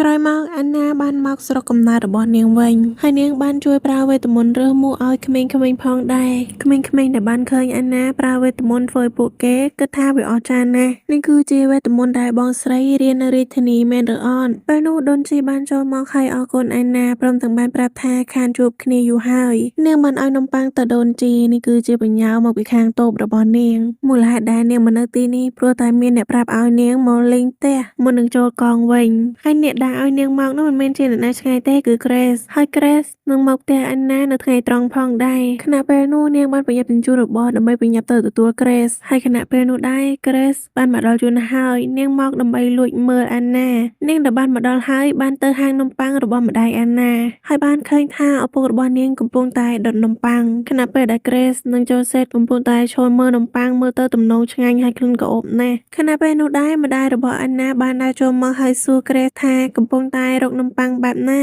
នៅហាងរបស់យើងមាននំប៉័ងជាច្រើនប្រភេទហើយឆ្ងាញ់ៗណាស់នៅពេលដែលអ្នកម្ដាយបានសង្កេតទៅឃើញសក់របស់ Grace ធ្វើឲ្យគាត់ហាក់ដូចជាដឹងអ្វីម្យ៉ាងទើបប្រាប់ថាអញ្ចឹងទៅអីចឹងរងចាំមួយផ្លែតណាមុននឹងដើរចូលទៅក្នុងហាងពេលចេញមកម្ដងទៀតបាននំប៉័ងមួយហើយប្រាប់ Grace ថាយកទៅញ៉ាំទៅកុំក្រែងចិត្តអីនំប៉័ងមួយនេះដែលខ្ញុំធ្វើវាបានព្រោះតែបានស្ដាប់រឿងរបស់នាង Grace បានលឺភ្ញាក់ផ្អើលខ្លាំងមែនទែនហើយដេកបានជាអ្នកម្ដាយស្គាល់ឈ្មោះរបស់នាងដែលគាត់ដឹងព្រោះតែអាណាតែងតែយករឿងរបស់ Grace មកនិយាយគាត់ស្ដាប់ញឹកញាប់ណាស់ Grace បានសួរបន្តទៀតថាចុះហេតុអីបានជាអ្នកមីងដឹងថាខ្ញុំគឺជាកូនអភិជនទាំងដែលខ្ញុំមកខំស្លៀកពាក់ធម្មតាសាមញ្ញហើយម៉ែនឹងប្រាប់ថាព្រោះតែសម្លៀកបំពាក់របស់នាងមើលទៅថ្លៃថ្នូរណាស់មិនមែនជារបស់ធម្មតារបស់ថោកៗនោះទេហើយអាកប្បកិរិយារឹកពីរបស់នាងមិនដូចមនុស្សធម្មតាទៀតរឿងបែបនេះមើលមកកលេចដឹងហើយ Grace បានលឺទៅបាននិយាយថាអញ្ចឹងបានន័យថាអ្នកមីងដឹងពីរបៀបរស់នៅរបស់អភិជនបានយ៉ាងច្បាស់លាស់មែនឬអត់ហើយម្យ៉ាងទៀតទាំងដែលដឹងថាខ្ញុំគឺជាកូនអភិជនតែអ្នកមីងបែរជាមិនភ័យខ្លាចឬរៀបរឹកអ្វីសោះហើយនៅធ្វើខ្លួនធម្មតាបានទៀតមើលទៅអ្នកមីងហាក់ដូចជាមានទំនាក់ទំនងពាក់ព័ន្ធនឹងអភិជនដែរមែនឬអត់ម៉ែរបស់ឯណាឮដូច្នោះភ័យស្លន់ស្លោហើយប្រាប់ថាមិនមែនចឹងទេខណៈពេលនោះមានសម្លេងឆោឡោចូលសេតដែលទៅមើលទៅប្រាប់ថាអ្នកនាងមានក្មេងជាប់នៅលើដើមឈើ ហើយជាក្មេងម្នាក់ក្នុងចំណោម3នាក់ដែលឯណាជួយរើមួកឲ្យនោះឯងហើយទៅជាប់នៅលើដើមឈើប្រហែលឡើងទៅរួចតែចុះមិនរួចហើយតាមមើលខណៈពេលនោះដែរឯណាបានប្រើវេទមន្តខ្យល់របស់នាងធ្វើឲ្យក្មេងរសាត់ទៅជាប់នៅលើចុងឈើម្ដងមិនចុងនៅលើកំពូលទេណាចុងមេឈើ Grace បានរត់ចូលមកហើយប្រាប់ថាធ្វើបានល្អណាស់ឯណាហើយតើឯណាអាចប្រើវេទមន្តនោះបក់ក្មេងប្រុសម្នាក់នោះទម្លាក់ចូលមកបានឬអត់ឯណាបានប្រាប់ថាពិបាកបន្តិចដែរព្រោះតែវេទមន្តរបស់ខ្ញុំវាខ្លាំងណាស់ពេកបើសិនត្រូវវេទមន្តខ្យល់ស្រូបចូលទៅខ្លៃលោក្មេងម្នាក់នោះទ្រាំមិនបាន Grace ប្រាប់ថាមានហើយបើសិនខ្ញុំអាចធ្វើឲ្យក្មេងម្នាក់នោះហោះបាននោះប៉ុន្តែវេទមន្តវាមិនអាចទៅដល់ចំណុចដែលខ្ពស់ដល់ថ្នាក់នឹងបានទេពេលនោះអ្នកម្ដាយនោះបានឃើញទឹកពុះនៅក្បែរបែរនោះទៅប្រាប់ថាមិនចាំបាច់ព្រួយបារម្ភទេ Grace ឯណាបើទាំងពីរអ្នករួមដៃគ្នានឹងធ្វើបានសម្រេចមិនខានព្រមទាំងបានប្រកាសប្រាប់មនុស្សម្នាថាកុំព្រួយបារម្ភអីចាំឯណានិង Grace ជួយក្មេងប្រុសម្នាក់នោះឲ្យនៅពេលនោះដែរឯណាបានប្រើវេទមន្តខ្យល់ទៅដាក់ក្មេងប្រុសម្នាក់នោះហើយបន្ទាប់គឺវេទមន្តទឹករបស់កញ្ញា Grace ដោយនាងបានទាញទឹកពុះទៅដាក់ជាមួយនឹងខ្យល់ព្យុះរបស់ឯណាវេទមន្តទាំងពីរនេះបានជំនួយគ្នាទៅវិញទៅមកហើយអ្វីដែលពួកគេទទួលបានវាហាក់ដូចជារបស់ក្មេងលេងរំអិលចុះរំអិលឡើងអញ្ចឹងធ្វើឲ្យក្មេងម្នាក់នោះអាចសម្របខ្លួនធ្លាក់ចុះមកហើយមានសុវត្ថិភាពនៅទីបំផុតមនុស្សគ្រប់គ្នានៅក្នុងភូមិនឹងនាំគ្នាកោតសរសើរថាឯណាគឺជាមោទនភាពរបស់ពួកគេចំណែកប៉ានោះបានគិតនៅក្នុងចិត្តពាក់ព័ន្ធនឹងម្ដាយរបស់ឯណាបើសិនគាត់មិនមានចំណេះដឹងពាក់ព័ន្ធនឹងវេទមន្តនោះគ្មានថ្ងៃនឹកឃើញទេដែលយកទឹកពុះនោះទៅធ្វើជាទឹកកកគាត់មិនមែនជាប្រជាជនធម្មតានោះទេគាត់ជាមានអាចកំបាំងនៅពីក្រោយរឿងនេះមិនខានពេលខ្លះវាអាចជាព័ត៌មានដ៏សំខាន់ដែលអាចបញ្ចប់គេមួយនេះបានក៏ថាបានដែរគាត់គឺជាបុគ្គលម្នាក់ដែលមានជីវិតនៅក្នុងពិភពលោកមួយនេះតែយើងអាចសួរព័ត៌មានបានច្រើនប៉ុណ្ណាទៅតែខណៈពេលនោះដែរឯណាក៏បានប្រកាសប្រាប់គ្រប់គ្នាថាដែលខ្ញុំធ្វើបានព្រោះតែមានកញ្ញា Grace គឺជាកូនស្រីអ្នកឧកញ៉ាតកូល Owen ទេធ្វើឲ្យគ្រប់គ្នាភ្ញាក់ផ្អើលដែលបានដឹងពីអត្តសញ្ញាណពិតប្រាកដរបស់កញ្ញា Grace ហើយនៅចេះលូកដៃចូលមកជួយប្រជាជនធម្មតាដូចជាពួកគេទៀតពេលវេលាបានកន្លងផុតទៅកាត់មកម្ដងទៀតពេលនេះពួកគេមកចូលរៀនវិញហើយពួកគេនឹងបង្កើតព្រឹត្តិការណ៍នៅក្នុងសាលារៀននៅពេលនេះកញ្ញា Grace បានអានគម្រោងដែលសិស្សគ្រប់គ្នាយកមកស្នើនារីពីរនាក់នោះនាំគ្នានិយាយថាប្រកាសជាត្រូវមិនខានព្រោះកន្លងមកត្រូវគេជេររហូតប៉ុន្តែ Grace បានសរថាជាគម្រោងមួយដែលល្អពិសេសណាស់សម្រាប់កូនអភិជនដូចជាពួកយើងមេតគឺជារបស់ដែលមិនអាចខ្វះបានការដែលយើងសាកល្បងធ្វើការដោយពួកគេក៏ដូចជាការយល់ពីពួកគេផងដែរហើយពួកគេនឹងធ្វើមេតខាហ្វេទាំង3នាក់ដែលបានឮដូច្នោះហើយត្រេកអរខ្លាំងមែនទែនដែល Grace យល់ពីពួកគេហើយគាំទ្រសំណើរបស់ពួកគេដែរ Grace ដែរកំពុងតែអង្គុយមើលការងារ Virgil បានចូលមកហើយសុំទោសនាងដែលទុកឲ្យនាងធ្វើការងារតែម្នាក់ឯងពេលនោះដែរLambergបានចូលមកហើយប្រាប់ថាកញ្ញា Grace សុំពេលមួយផ្លែតព្រោះតែមានសំណើសុំប្រើបន្ទប់ប្រជុំទើបបានជាកញ្ញា Grace បញ្ញាប់តាម Lamberg ទៅក្រោយមកពួកគេបានមកអង្គុយប្រជុំគ្នាថាក្រុមទីប្រឹក្សាសាលារៀនគួរតែបង្ហាញទេពកោសល្យអ្វីទៅហើយគ្រប់គ្នានឹងក៏បោះសម្លេងថាអញ្ចឹងសម្ដែងទៅសម្ដែងរឿងអញ្ចឹងណាតែវាមិនមែនជាការសម្ដែងរឿងធម្មតានោះទេគឺជាការសម្ដែងបដូរតួនាទីគ្នាតែ Lucas ក៏បានប្រាប់ថាការសម្ដែងរឿងវាមានដែនកំណត់ដែរគឺជាដែនកំណត់របស់ក្រុមទីប្រឹក្សាសាលាដែនកំណត់ដែលពួកគេនិយាយដល់គឺការកំណត់អ្វីដែលយើងអាចធ្វើបានឧទាហរណ៍បើយើងចង់សម្ដែងបែបលេងតន្ត្រីយើងត្រូវតែធ្វើដោយវេទមន្តហាមធ្វើធម្មតាដាច់ខាតវាបែបនេះឯងលឺដូច្នេះហើយ Grace បានសុំឲ្យ Lucas ទៅមើលការកំណត់នោះមកក្រោយមកពេលត្រឡប់មកដល់ផ្ទះវិញ Grace បាននិយាយដល់ការសម្ដែងរឿងឲ្យឪពុករបស់នាងស្ដាប់ពេលឪពុកបានឮថាកូននឹងសម្ដែងរឿងទើបបាននិយាយឡើងថាបើនាងម្ដាយបានទៅមើលការសម្ដែងរបស់កូននោះអាការៈឬជំងឺរបស់ម្ដាយកូនប្រកាសជាប្រសើរឡើងមិនខានធ្វើឲ្យប៉ាដែលមុននេះមានបំណងថានឹងសម្ដែងធម្មតាហីៗទៅគ្រាន់ចង់សម្ដែងធ្វើឲ្យរួចតែពីដៃហើយជួយជ្រោមជ្រែងឲ្យអាណានឹងឆើតឆាយតែបើធ្វើបែបនោះម្ដាយរបស់កញ្ញា Grace នឹងឈឺមិនខានដូច្នេះហើយត្រូវតែសម្ដែងឲ្យបានល្អហើយពេលនេះពួកគេបានដឹងដែនកំណត់នោះហើយគឺពួកបុរសត្រូវតែស្លៀកពាក់ជាស្រីហើយស្រីត្រូវតែស្លៀកពាក់ជាប្រុសវាគឺជាច្បាប់ឬដែនកំណត់របស់ពួកគេពេលនោះដែរ Lucas បានចូលមកនិងប្រាប់ពួកគេប៉ុន្តែទាំងពីរនាក់ដែលដឹងមុនហើយទើបមើល Lucasហើយបានសម័យដល់រូបភាពដែល Lucas ស្លៀកពាក់ស្រីក្រោយមកទាំង3នាក់បានមកនិយាយគ្នាហើយតួអង្គព្រះរាជបុត្រគេនឹងឲ្យអាណាជាអ្នកសម្ដែងធ្វើឲ្យអាណានឹងបាននិយាយថាមិនបានទេនាងធ្វើមិនបាន Grace បានប្រាប់ថាបើអាណាមិនធ្វើគម្រោងរបស់ពួកយើងមួយនេះត្រូវតែរំសាយហើយ Lucas បាននិយាយឡើងថាគួរស្ដាយខ្លាំងណាស់តែខ្ញុំចង់ឃើញកញ្ញា Grace ស្លៀកពាក់ប្រុសហើយពេលដែលអាណាបានដឹងថាកញ្ញា Grace នឹងស្លៀកពាក់ជាមនុស្សប្រុសទើបបានបដូរចិត្តហើយលះបង់ចិត្ត ចិត្តលះបង់កាយលះបង់កម្លាំងដោយប្រាប់ថាខ្ញុំនឹងធ្វើឲ្យអស់ពីសមត្ថភាពក្រោយមក Grace បានមកមើលការងារនៅបន្ទប់ប្រជុំបើអញ្ចឹងទីប្រឹក្សាសាលារៀននឹងផ្លាស់ប្ដូរពេលវេលាប្រើការនៅបន្ទប់ប្រជុំរបស់ក្លឹបការសម្ដែងហើយនិងក្លឹបឧបករណ៍ផ្លុំ Grace ដែលមើលការងាររួចហើយបានចេញមកខាងក្រៅហើយបានឃើញ Lucas គេបានធ្វើការងាររបស់គេរួចហើយដូចគ្នាហើយប្រាប់ថាគេទៅនិយាយឲ្យរួចហើយនិយាយទៅ Grace ប្រកែកប្រើមែន Grace បានប្រាប់ថាព្រឹត្តិការណ៍សាលាជិតឈានចូលមកដល់ហើយយើងមិនអាចធ្វើឲ្យការត្រៀមការងាររបស់ពួកគេយឺតយ៉ាវព្រោះតែក្រុមទីប្រឹក្សានោះទេតែពេលនោះដែរ Lucas បានសួរដល់ Anna ថានាងបាត់ទៅណាហើយ Grace បានប្រាប់ថា Anna កំពុងតែត្រៀមការសម្ដែងរបស់ក្រុមទីប្រឹក្សាយើង Lambert ប្រាប់ថាអញ្ចឹងទៅអីអញ្ចឹងបានថាមិនដែលឃើញនាងសោះ Grace ដែលបានឮដូច្នោះនឹងភ្ញាក់ផ្អើលខ្លាំងមែនទែនបើអញ្ចឹង Anna នាងអាចបានមកញ៉ាំអាហារនៅបន្ទប់ទីប្រឹក្សាទៅអី Lambert សួរវិញថាហាអញ្ចឹងនាងអត់បានទៅញ៉ាំអាហារជាមួយនឹង Grace ទៅអីព្រោះថាមិនឃើញនាងមកទីប្រឹក្សាទេធ្វើឲ្យទាំង3នាក់នឹងគិតថាបើអញ្ចឹងដូចជាមិនសូវស្រួលទេតើពួកយើងទៅតាមរកនាងល្អជាងនៅបណ្ណាល័យ Grace បានមកឃើញ Anna ហើយមើលទៅរូបរាងរបស់នាងស្លេកស្លាំងខ្លាំងមែនទែនហើយនៅមានមុខមកអរុណសួស្ដីដាក់គេទៀតផង Grace បានសួរថាតើនាងមកទីនេះតាំងពីពេលណា Anna ប្រាប់ថាល្មមរួចខ្ញុំបានប្រញាប់មកទីនេះភ្លាមដើម្បីមករកព័ត៌មាននីមួយៗក្នុងការសម្ដែង Grace ប្រាប់ថាកុំប្រាប់ថានាងនៅទីនេះពេញមួយថ្ងៃបឹបតាំងពីម្សិលមិញ Anna ឮហើយភ្ញាក់ផ្អើលខ្លាំងណាស់រឿងបែបហ្នឹងនិយាយទៅកាពះរបស់ខ្ញុំចាប់ដើមឃ្លានហើយនិយាយតែចប់ខ្លួននឹងសន្លប់ភ្លាមក្រោយមក Grace ក៏បាននាំ Anna មកសម្រាកតែបានសង្វងសង្វ័យចូលកាពះហើយក៏បានសុំទោសកញ្ញា Grace ដែលធ្វើឲ្យនាងត្រូវមកវិបាកបម្រើបាយបម្រើទឹកនាង Grace បានប្រាប់ថាយើងប្រើខួរក្បាលដោយមិនបាយមិនទឹកបែបនេះប្រកាសជាខ្យល់កោហើយមហាចរញ៉ាំមួយតែគូឆ្មាតែបៃតងក៏មានដែរនិយាយដល់តែបៃតងដូចឃ្លានទៀតហើយនេះថ្ងៃមុនទៅផឹកបានមួយកែវសោះអត់ដឹងមិនបាននិយាយដល់តកូលតែចូលចិត្តតែបៃតងឯងស្រឡាញ់ងាប់រស់តែបៃតងនឹងឯងបានសម្រាប់តែបៃតងសិនមកនិយាយរឿងយើងវិញAnnaដែលបានញ៉ាំនាងធ្វើមុខសពូនហើយបានសុំទោស Grace សុំទោសដែលខ្ញុំគ្មានប្រយោជន៍សោះខ្ញុំមិនដែលដឹងពីមុនមកទេការសម្ដែងមិនមែនត្រឹមតែសម្ដែងតែម្យ៉ាងនោះទេវាមានរឿងលម្អិតដែលយើងត្រូវធ្វើច្រើនខ្លាំងណាស់មិនថាការសរសេរ script អ្នកដឹកនាំរឿងរចនាម៉ូដសម្លៀកបំពាក់រៀបចំឆាកស្រេស្រង់រូបពន្លឺសំឡេងហើយនិងឧបករណ៍ផ្សេងៗទៀតដូច្នេះហើយបានជានាងចាប់ផ្ដើមដោយការសរសេរ script រឿងដែលលើកយកមកសម្ដែងម្ដងនេះទោះបីអានសៀវភៅពាក់ព័ន្ធនឹងការសរសេរហើយតែដល់ពេលសរសេរពិតមែនវាអត់ទៅមុខសោះនឹងថ្កល់ដោយជាប់ភ្លើងស្តុបទាំងដែរកញ្ញា Grace ជាទុកចិត្តខ្ញុំនៅថ្នាក់នេះហើយប៉ុន្តែខ្ញុំបែរជាគ្មានប្រយោជន៍សោះសម្រាប់កញ្ញា Grace ឮហើយបាននិយាយថាដោយដែលនាងនិយាយអញ្ចឹងការសម្ដែងគឺជាសិល្បៈមួយដែលប្រមូលផ្ដុំទេពកោសល្យរបស់មនុស្សនីមួយៗឲ្យចូលគ្នាហើយវាគ្មានអ្នកណាដែលអាចធ្វើរឿងនេះបានដោយម្នាក់ឯងនោះទេការនិយាយស្ដីរបស់ខ្ញុំប្រហែលមិនទាន់ល្អគ្រប់គ្រាន់រហូតធ្វើឲ្យ Anna យល់ច្រឡំព្រមទាំងបានជួទឹកភ្នែកឲ្យ Anna ហើយសុំទោសពិតមែនទោះបីខ្ញុំបានប្រាប់ថា Anna ត្រូវតែដឹកនាំការសម្ដែងម្ដងនេះក៏ដោយក៏ប៉ុន្តែវាមិនបានមានន័យថា Anna ត្រូវធ្វើរឿងនេះតែម្នាក់ឯងនោះទេប៉ាបានគិតនៅក្នុងចិត្តថាវាជាកំហុសខ្ញុំទាំងស្រុងបើស្គាល់ Anna ច្បាស់លទ្ធផលប្រកាសជាចេញមកបែបនេះមិនខានទាំងតែដឹងបែបនេះហើយនៅតែនិយាយបែបនោះខ្ញុំធ្វើរឿងដែលមិនល្អបាត់ទៅហើយ Anna លើដូច្នោះហើយទើបប្រាប់ថាបើអញ្ចឹងពួកយើងនឹងធ្វើយ៉ាងម៉េចបន្ត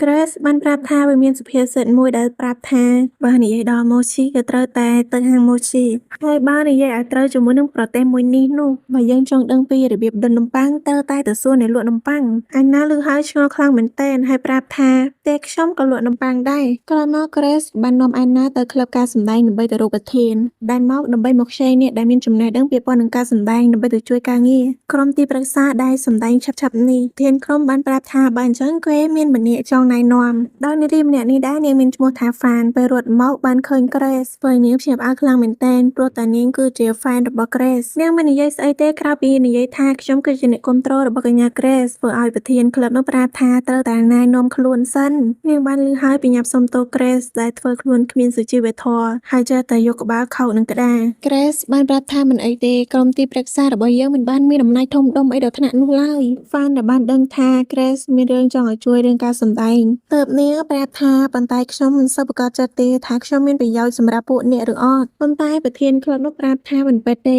Fan នាងពូកែសម្ដែងណាស់អត់ចាត់ទុកថាជាលេខ1ប្រចាំក្លឹបរបស់យើងក៏ប៉ុន្តែព្រោះនាងគឺជាសិស្សឆ្នាំទី1ទើបវាមិនមានកន្លែងឲ្យនាងមកឆើតឆាយនោះទេ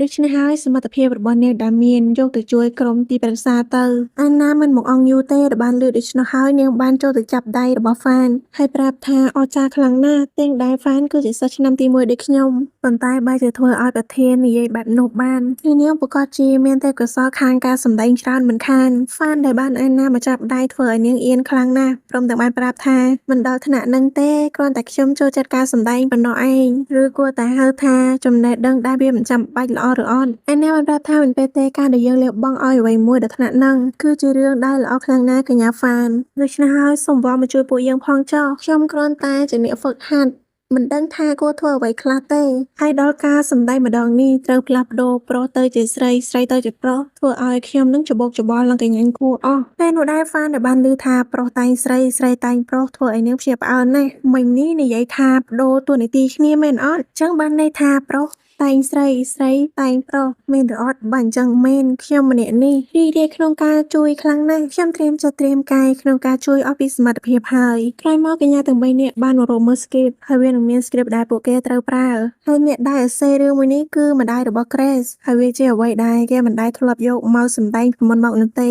ក្រោយមកសិស្សច្បងគេចាប់ផ្ដើមមកស្លៀកពាក់ជាមនុស្សស្រីហ្វានដែលបានមើលនឹងគិតថានេះគឺជារូបភាពដ៏ល្អមួយវាពិសេសពីតំណែងទៅទៀតវាធ្វើឲ្យដៃខ្ញុំញ័រឡើងថតលេងកោដៃខ្ញុំមិននឹកស្មានទេថាខ្លួនខ្ញុំបានមកឃើញរូបភាពដ៏ចិត្តបែបនេះដោយមិនបាច់ចំណាយលុយណា100ខ្ញុំគួរតែបង់លុយនៅទីណាខ្ញុំប្រហែលប្រើសំណាងពេញមួយជីវិតរបស់ខ្ញុំអស់នៅថ្ងៃនេះឯងហើយជីវិតរបស់ខ្ញុំក៏ប្រហែលមកដល់ត្រឹមនេះឯងពេលនោះដែរ Grace បានចូលមកសួរ Virgil ថាមិនដែរឈុតដែរតកូលរបស់ខ្ញុំកាត់ឲ្យមិនខ្លះដែរ Virgil នោះប្រាប់ថាមិនអីទេមានអាក្រក់ឯណាទោះបីចង្អៀតបន្តិចក៏មិនធ្វើដែរហើយពាក្យរូបពាក្យមកកត់តែងស្រីអញ្ចឹងឡើងដូចតួឯកស្រីយើងទេច្បត់ Virgil ប្រហែលមិនមែនគូរដណ្ដឹងទេភ្លោះរបស់ Grace តែដឹងចំណុចពីឯងនឹងបានសួរដល់ script ព្រមមកដល់ពេលនេះហើយពួកគេមិនទាន់បានអាន script ដែលពួកគេត្រូវសម្ដែងផងឮដូច្នេះហើយ Grace ក៏បានអានរឿងខ្លីៗឲ្យពួកគេស្ដាប់វាគឺជារឿងរបស់ក្មេងប្រុសម្នាក់ដែលមកពីជនបទដែលបានចូលមកក្នុងរាជធានីជាមួយនឹងព្រះរាជបុត្រនៃប្រទេសនោះហើយពួកគេទាំងពីរនាក់ចង់ស្គាល់ជីវិតការរស់នៅគ្នាទៅវិញទៅមករហូតមានទេពអប្សរម្នាក់បានបង្ហាញខ្លួនហើយធ្វើឲ្យក្តីសម័យរបស់ពួកគេខ្លាចជាការពិតនោះគឺបដូរកាយទាំងពីរនាក់ហើយ Grace ចង់បដូរសាច់រឿងបន្តិចបន្តួចព្រោះតែតួអង្គដែលនាងសម្ដែងនោះវាឆើតឆាយខ្លាំងណាស់ពេកនាងបានទៅសុំឲ្យហ្វាននឹងកែប្រែសាច់រឿងបន្តិចដោយមិនបានប្រាប់ហេតុផលទេលាក់ទុកជាអានកំបាំងហ្វានដែលសាកយកទៅកែប្រែហើយនាងក៏បានមកសុំទោស Grace ព្រោះតែនាងមិនអាចកែប្រែបាននោះទេវាគ្មានចំណុចណាដែលយើងអាចកែប្រែបានហើយបើយើងកាត់កន្លែងនោះចេញវានឹងបង្កឲ្យការចំនួននៅឈុតផ្សេងហើយបើទៅកែកន្លែងនោះហើយចំនួននឹងកើតទៀតហើយបានសរសើរថាការនិពន្ធរឿងរបស់ម្ដាយកញ្ញា Grace គឺអស្ចារ្យខ្លាំងណាស់ដល់មិនអាចកែប្រែចំណុចណាបានសោះអញ្ចឹងវាគួរឲ្យខ្លាចទៅវិញហើយលើពីនោះខ្ញុំគិតថាកញ្ញា Grace ខ្ញុំគិតថាគោលដៅពិតប្រាកដរបស់កញ្ញាគឺការកាត់បន្ថយតួនាទីរបស់ខ្លួនឯងគឺដើម្បីឲ្យកញ្ញាឯណាមានមុខមានមាត់ជាងខ្លួនឯងពិតមែនឬអត់ប្រសិនដូច្នេះវានឹងកាន់តែសមស្របទៅនឹងប្រធានបទ Grace ឮហើយទៅប្រាប់ថាបែបនឹងឯងហើយចុងបញ្ចប់នៅតែមិនអាចបដូរសាច់រឿងបានដដែល Grace បានត្រឡប់មកដល់ផ្ទះដោយមិនដែលគិតមិនដែលថាបើសិនធ្វើមិនបានក៏ជួយមិនបានទេតាមការពិតទៅវាគ្រាន់តែជាព្រឹត្តិការណ៍នៅក្នុងសាលារៀនតែប៉ុណ្ណោះឯងបើយើងធ្វើភ្លាត់គ្រាន់តែអាម៉ាស់មកតែងទួចតែប៉ុណ្ណោះឯងពេលចូលទៅដល់ក្នុងផ្ទះភ្លាមឪពុកនោះប្រាប់ថាទើបតែទទួលបានសម្បត្តិពីម្ដាយរបស់នាងម្ដាយពេលបានដឹងថាកូននឹងយករឿងរបស់ខ្លួនដែលធ្លាប់និពន្ធមកសម្ដែងគាត់នោះសប្បាយចិត្តខ្លាំងណាស់ហើយប្រាប់ថានឹងទៅមើលកូនសម្ដែងឲ្យទាល់តែបានក្រែគិតថាបើសិនដូច្នេះពេលដែលម្ដាយបានឃើញការសម្ដែងមិនល្អប្រកាសជាឈឺមិនខាននៅទីនោះប្រាប់ថាប្រកាសណាស់កញ្ញា Grace គ្មានថ្ងៃធ្វើរឿងដែលមិនល្អនោះទេគ្រប់យ៉ាងនឹងល្អឥតខ្ចោះធ្វើឲ្យប៉ាឃើញនៅក្នុងចិត្តថាស្លាប់ហើយម្ដងនេះខ្ញុំត្រូវទៅធ្វើឲ្យអស់ពីសមត្ថភាពមិនអាចផ្លាត់សំបីតែបន្តិចទេដំបូងតាំងចិត្តគិតបែបហ្នឹងតែដល់ពេលព្រឹត្តិការណ៍កន្តគៀកចូលមកចិត្តសិស្សានុសិស្សម្នាក់គឺមីញឹកខ្លាំងមែនទែនក្រុមទីប្រឹក្សាដែលចាំដឹកនាំនោះកាន់តែមីញឹកលើដើមហើយមិនអត់ត្រឹមនឹងនោះទេសិស្សច្បងនីមួយៗសុទ្ធតែអាចបានមកអនុវត្តការសម្ដែងសំបីមកបន្តិចរហូតដល់ថ្ងៃដែលត្រូវមកសម្ដែងធ្វើឲ្យកញ្ញា Grace បែកញើសស្រាក់ហើយប្រាប់ថាថ្ងៃនោះមកដល់ហើយនៅថ្ងៃព្រឹត្តិការណ៍សុទ្ធតែអភិជនមកទីនេះហើយមាននាងមលក់របស់ញ៉ាំច្រើនខ្លាំងមែនទែននៅពេលនោះដែរម្ដាយរបស់ឯណាបានហៅនាងហើយចូលមកប្រាប់ថាមនុស្សអន់ណាស់ Grace មិនមកអង្គយូរទេបានស្វាគមន៍អ្នកម្ដាយមកកាន់ព្រឹត្តិការណ៍សាលារៀនបើមិនស្អកពើមទេចាំពួកខ្ញុំនាំផ្លូវអ្នកម្ដាយនោះបានប្រាប់ថាមិនអីទេក្មេងៗកូនមានរឿងត្រូវធ្វើច្រើនណាស់ដូច្នេះហើយមិនចាំបាច់មកខ្វល់ពីម្ដាយទេខណៈពេលនោះដែរឮសំឡេងរបស់អ្នកណាគេស្រែកនោះគឺអានទិតដែលធ្លាប់ហៅកូលេមមកនោះឯងហើយម្ដងនេះនៅរៀងទេហៅមកទៀត Grace នឹងឯណាមិនមកយូរបញ្ញាប់រត់ចូលទៅហើយប្រាប់ថាបាញ់ឈប់ទង្វើនេះភ្លាមកុំប្រើវេទមន្តនៅទីកន្លែងដែលមិនគួរធ្វើវានៅខាងក្រៅបែបនេះយើងមិនគួរមកប្រើវេទមន្តទេវាគ្រោះថ្នាក់ដល់មហាជន ហាន់តិនអ្នកនឹងប្រាប់ថាមិនអីទេកញ្ញាខ្ញុំគ្រាន់តែយកមកប្រម៉ូទបន្តិចវានឹងលេបាត់វិញហើយខណៈពេលដែលគេកំពុងតែនិយាយនោះផងដែរឪពុករបស់កញ្ញា Grace ក៏បានប្រើវេទមន្តធ្វើឲ្យ Golem នោះបាត់ភ្លាមៗនៅក្នុងកន្លែងមនុស្សម្នានៅទីធ្លានោះគឺភ្ញាក់ផ្អើលខ្លាំងមែនទែនដែលបានឃើញថាអ្នកញ៉ា Owen មកទីនេះឪពុក Grace បានប្រាប់ក្មេងទាំងពីរនាក់នោះថាឯងមើលទៅចង់លក់របស់ដាច់ទើបឲ្យ Golem មកប្រម៉ូទតែគួរតែមើលកាលៈទេសៈផងទាំងពីរនាក់នឹងខ្លាចឪពុករបស់ Grace ខ្លាំងណាស់ទៅបញ្ញាប់រត់ចាក់ចេញពីទីនោះភ្លាម Grace បានអរគុណឪពុករបស់នាងផងដែរឪពុកនឹងប្រាប់ថាមិនអីទេកូនរឿងតែងទួយព្រឹត្តិការណ៍សាលាវាអញ្ចឹងឯងញ៉ៃបន្តិចព្រោះកូនអភិជនមួយចំនួនតែងតែយកទៅចិត្តខ្លួនឯងការបញ្ចេញវេទមន្តបែបនេះវាមានរៀងរាល់ឆ្នាំនឹងឯងកូនពេលនោះដែរចូលសែននឹងបានប្រាប់ថាឮសំឡេងអ្វីមួយនៅទីនោះធ្វើឲ្យកញ្ញា Grace និងឯណានឹងដកដង្ហើមឪពុកនឹងប្រាប់ថាមិនអីទេកូនប្រញាប់ទៅចាំពួកពុកនឹងទៅមើលការសម្ដែងរបស់កូនពេលដែល Grace ចេញទៅបាត់ហើយអ្នកម្រានឹងប្រាប់ថាអ្នកនាង Grace ដូចអ្នកស្រីកាលពីកំមុំណាតែខណៈពេលនោះដែរឪពុករបស់ Grace ដែលបែកខ្នងទៅបានជួបជាមួយនឹងម្ដាយរបស់ឯណាគ្រាន់តែគាត់ព្រិចភ្នែកតាមមួយភ្លែតម្ដាយរបស់ឯណានឹងបាត់ទៅហើយមើលទៅទាំងពីរនាក់ហាក់ដូចជាធ្លាប់ស្គាល់គ្នាក្រោយមកឯណានិង Grace បានត្រឡប់មកដើម្បីត្រៀមខ្លួនសម្ដែងពេលជិតចូលទៅដល់បន្ទប់ Fan នឹងបានហៅពួកគេពេលចូលក្នុងបន្ទប់បានឃើញថាសិស្សច្បងទាំងអស់គ្នាកំពុងតែអង្គុយអាន script ហើយមួយនឹងយកចិត្តទុកដាក់អានខ្លាំងមែនទែន Grace បានសួរថាហេតុអីពួកសិស្សច្បងមើលទៅដូចជាយកចិត្តទុកដាក់ម្ល៉េះលំបឹងនឹងប្រាប់ថាព្រោះពួកយើងឃើញថាទាំងពីរនាក់ដូចជាលះបង់នឹងការសម្ដែងម្ដងនេះខ្លាំងណាស់ដូច្នេះហើយទើបបានជាពួកយើងគិតថាពួកយើងក៏ត្រូវតែយកចិត្តទុកដាក់ហើយលះបង់នឹងវាដូចគ្នាដែរ Grace បានឃើញហើយប្រញាប់អោនអរគុណហើយប្រាប់ថាខ្ញុំខំព្យាយាមអស់ពីសមត្ថភាពហើយប៉ុន្តែនៅមានកន្លែងខ្លះៗដែរនិយាយមិនទាន់ល្អបើសិនបែបនេះតទៅមុខទៀតខ្ញុំនឹងធ្វើឲ្យអ្នកទាំងអស់គ្នាក្តៅក្រហាយមិនខានបើជឿលើដូច្នេះហើយទៅបាននិយាយថារឿងណៃនេះមិនអាចនិយាយដោយមនុស្សសាមញ្ញបានមែនឬអត់ខ្ញុំមិនបានខ្វាក់ភ្នែកទេ Grace ខ្ញុំបានលឺអស់ហើយពីអាណានិង Fan ហើយពួកយើងមិនគិតនឹងបន្ទោសនាងសូម្បីបន្តិចទេការដែលនាងមិនអាចនិយាយដោយមនុស្សសាមញ្ញធម្មតាបានន័យថានាងត្រូវបានគ្រួសារអប់រំបង្រៀនឲ្យក្លាយជាសុភាពនារីដ៏ល្អឥតខ្ចោះបានរហូតធ្វើឲ្យវាជ្រាបចូលក្នុងរាងកាយរបស់នាងអស់ហើយ Grace លឺហើយក៏បានអរគុណហើយប្រាប់ថាទ្រង់ពិតជាល្អឥតខ្ចោះខ្លាំងណាស់ចេះយល់ចិត្តគេឯងខ្ញុំសូមស្នើសរសើរ August ក៏បានប្រាប់ថាមិនអីទេពួកយើងក៏ហ្វឹកហាត់ដូចគ្នាដែរសុទ្ធតែអ្នកសម្ដែងហាត់ការទាំងអស់ហ្នឹងគ្មានអ្នកណាចេះទេហើយគ្មានមនុស្សឯណាកាត់មកហើយធ្វើបានគ្រប់100មុខនោះទេ Richard នឹងបានប្រាប់ថាបើសិនមានអ្នកណានិយាយដូចមាត់អត់គម្របធានាថាត្រៀមក្តាមមឈូសទុយហើយទៅ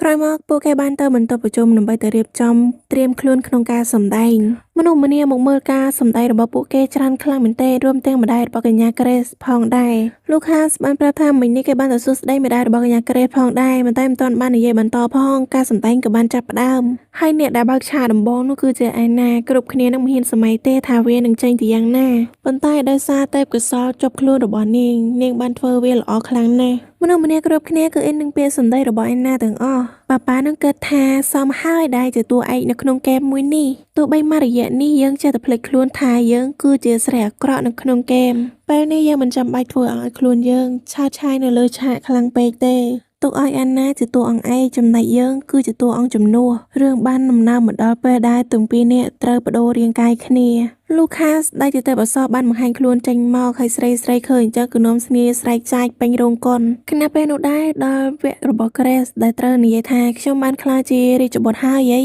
ប៉ុន្តែ Grace បែរជាមិនអាចនិយាយដាក់អារម្មណ៍បានដោយនិយាយអត់ជាតិចេញមកអញ្ចឹងតែម្ដងនោះគឺ elegant cheat វាគឺជា skill របស់ប៉ាដែលមិនអាចនិយាយឲ្យដាក់អារម្មណ៍បានអ្នកទស្សនាឆ្ងល់ខ្លាំងមែនទែនថាកើតអីតួអង្គម្នាក់នោះនៅពេលដែល Grace កំពុងតែពិបាកចិត្ត Lucas ក៏បាននិយាយឡើងថាត្រូវហើយវេទមន្តរបស់យើងធ្វើឲ្យនិយាយបានតែបែបរាជបុត្រទេធ្វើឲ្យគ្រប់គ្នាដែលបានស្ដាប់ហើយនាំគ្នាយល់ព្រាតក្រោយមក Grace បានមកក្រោយឆាក Fan នឹងបានប្រាប់ថា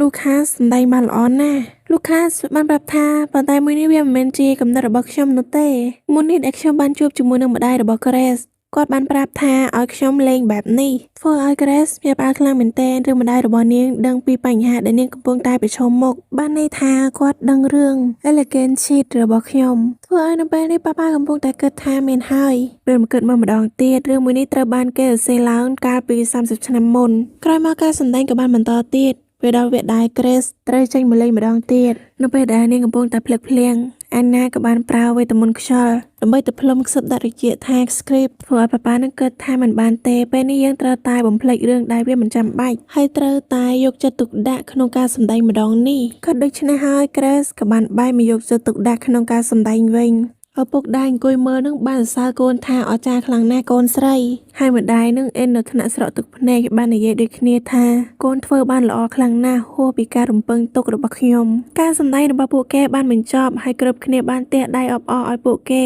មានទាំងសំឡេងស្រែកសំឡេងទះដៃហើយសំឡេងយំពេលត្រឡប់មកក្រោយឆាកវិញហ្វាននឹងក៏ដល់ថ្នាក់យំដូចគ្នាដែរហើយបានប្រាប់ថាខ្ញុំសប្បាយចិត្តណាស់ដែលបានក្លាយជាចំណែកមួយក្នុងការសម្ដែងរឿងដ៏អស្ចារ្យម្ដងនេះ Grace ក៏បានអរគុណដូចគ្នាដែរព្រមទាំងបានប្រាប់ថាបើមិនមានហ្វានមកជួយការសម្ដែងម្ដងនេះវាមិនបានពេញលេញនោះទេហើយមិនមែនមានតែហ្វានទេត្រូវអរគុណឯណាសិស្សច្បងហើយនឹងក្លឹបការសម្ដែងផងដែរឯណាប្រាប់ថាកញ្ញានិយាយអីអញ្ចឹងដែលការសម្ដែងម្ដងនេះវាល្អឥតខ្ចោះដល់ថ្នាក់នេះក៏ព្រោះតែមានកញ្ញា Grace ហើយ Virgil ព្រមជាមួយនឹងសិស្សច្បងផ្សេងៗទៀតក៏គិតអញ្ចឹងដែរការសម្ដែងម្ដងនេះវាល្អឥតខ្ចោះក៏ព្រោះតែមានអ្នកដឹកនាំដូចជាកញ្ញា Grace បានដឹងដូច្នេះហើយ Grace ក៏បានអរគុណគ្រប់គ្នាហើយអត្រានៃការចូលចិត្តនោះក៏បានកើនឡើងទៀតម្ដងនេះមិនមែនមានតែសិស្សច្បងទេវារួមទាំងអ្នកដែលចូលមកទស្សនាហើយនៅឪពុកម្ដាយរបស់នាងផងដែរក្រោយមក Grace បានចេញមកខាងក្រៅហើយបានជួបជាមួយនឹងឪពុករបស់នាង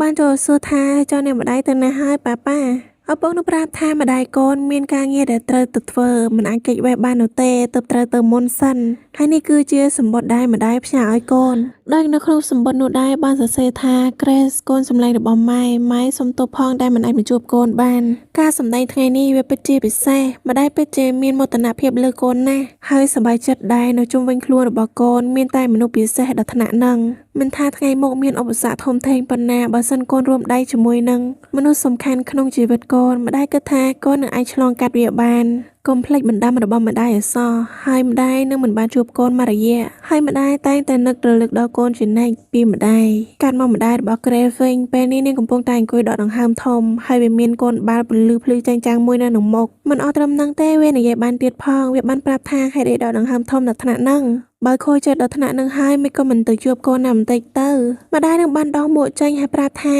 រឿងបែបហ្នឹងខ្ញុំក៏ចង់ជួបកូនខ្ញុំដូចគ្នាដែរហើយស្អាតម្លេះម៉ែកូនមុខមាត់ឡើងដូចគ្នាអញ្ចឹងម៉ែនៅពុំតែមួយក្មេងម្នាក់នោះតែផ្លេតសោះធំពេញវ័យហើយខ្ញុំចង់ចូលទៅអោបបង្អែលសក់ហើយថើបថ្ពាល់ប៉ុន្តែឥឡូវនេះវាមិនទាន់ដល់ពេលដែលខ្ញុំត្រូវធ្វើបែបនោះបានទេនាងក៏ដឹងហើយមែនឬអត់គ្រប់យ៉ាងវារលូនដល់ថ្នាក់នេះហើយយើងមិនអាចធ្វើឲ្យវាបែកការអស់នោះទេ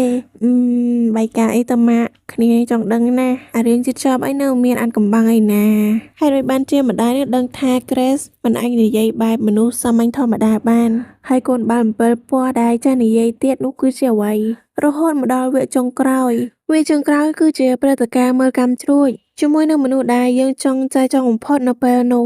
គឺឯណាត្រូវមើលជាមួយនឹងនរណាម្នាក់ក្នុងចំណោមប្រុសទាំងអស់ហ្នឹងហើយនៅពេលនេះអ្នកដែលឯណាចង់មើលជាមួយបំផុតប្រហែលមិនគេចមិនផុតពីកញ្ញា Grace ទេនៅពេលនេះនាងរត់តាមរកកញ្ញា Grace ឡើងជុំវិញសាលាអស់ហើយប៉ុន្តែ Grace បានមកពួនធ្វើឲ្យហ៊ីណាកូដែលមើលនឹងគិតថាស័ក្តិសមហើយដែលជាប៉ារបស់ខ្ញុំពេលនោះនាងក៏បានបែរទៅឃើញនាយកសាលាហើយនឹងអ្នកគ្រូនៅខាងឯណាវិញនាងបានប្រាប់សិស្សច្បងទាំងអស់គ្នាថានៅពេលនេះនាងតាមរកកញ្ញា Grace ទូទាំងសាលារៀនហើយមិនឃើញសោះសិស្សច្បងដឹងហើយមិនមកអង្គយូរទៅបានជាបញ្ញាប់ចេញតាមរកកញ្ញា Grace ម្នាក់ដែររហូតដល់វាឲ្យកម្មជ្រួចហើយក៏នៅតែតាមរកមិនឃើញទៀតតែខណៈពេលនោះដែរ Virgil បានឃើញថាកម្មជ្រួចមាន2ពណ៌គេហាក់ដូចជាភ្ញាក់ផ្អើលខ្លាំងណាស់ហើយបានឃើញថាវាមានកម្មជ្រួចមួយដែលមានពណ៌ក្រហមនិងពណ៌ផ្ទៃមេឃកម្មជ្រួចរបស់សាលារៀនមួយនេះវានឹងមានពណ៌តាមធាតុអ្នកដែលបាញ់វាហើយការដែលកម្មជ្រួចមួយវាមាន2ពណ៌បានអាចដោយសារតែ Grace ជាអ្នកបាញ់វាហើយវាអញ្ចឹងពិតមែននៅលើដំបូលសាលា Grace កំពុងតែបាញ់កម្មជ្រួចពិតមែន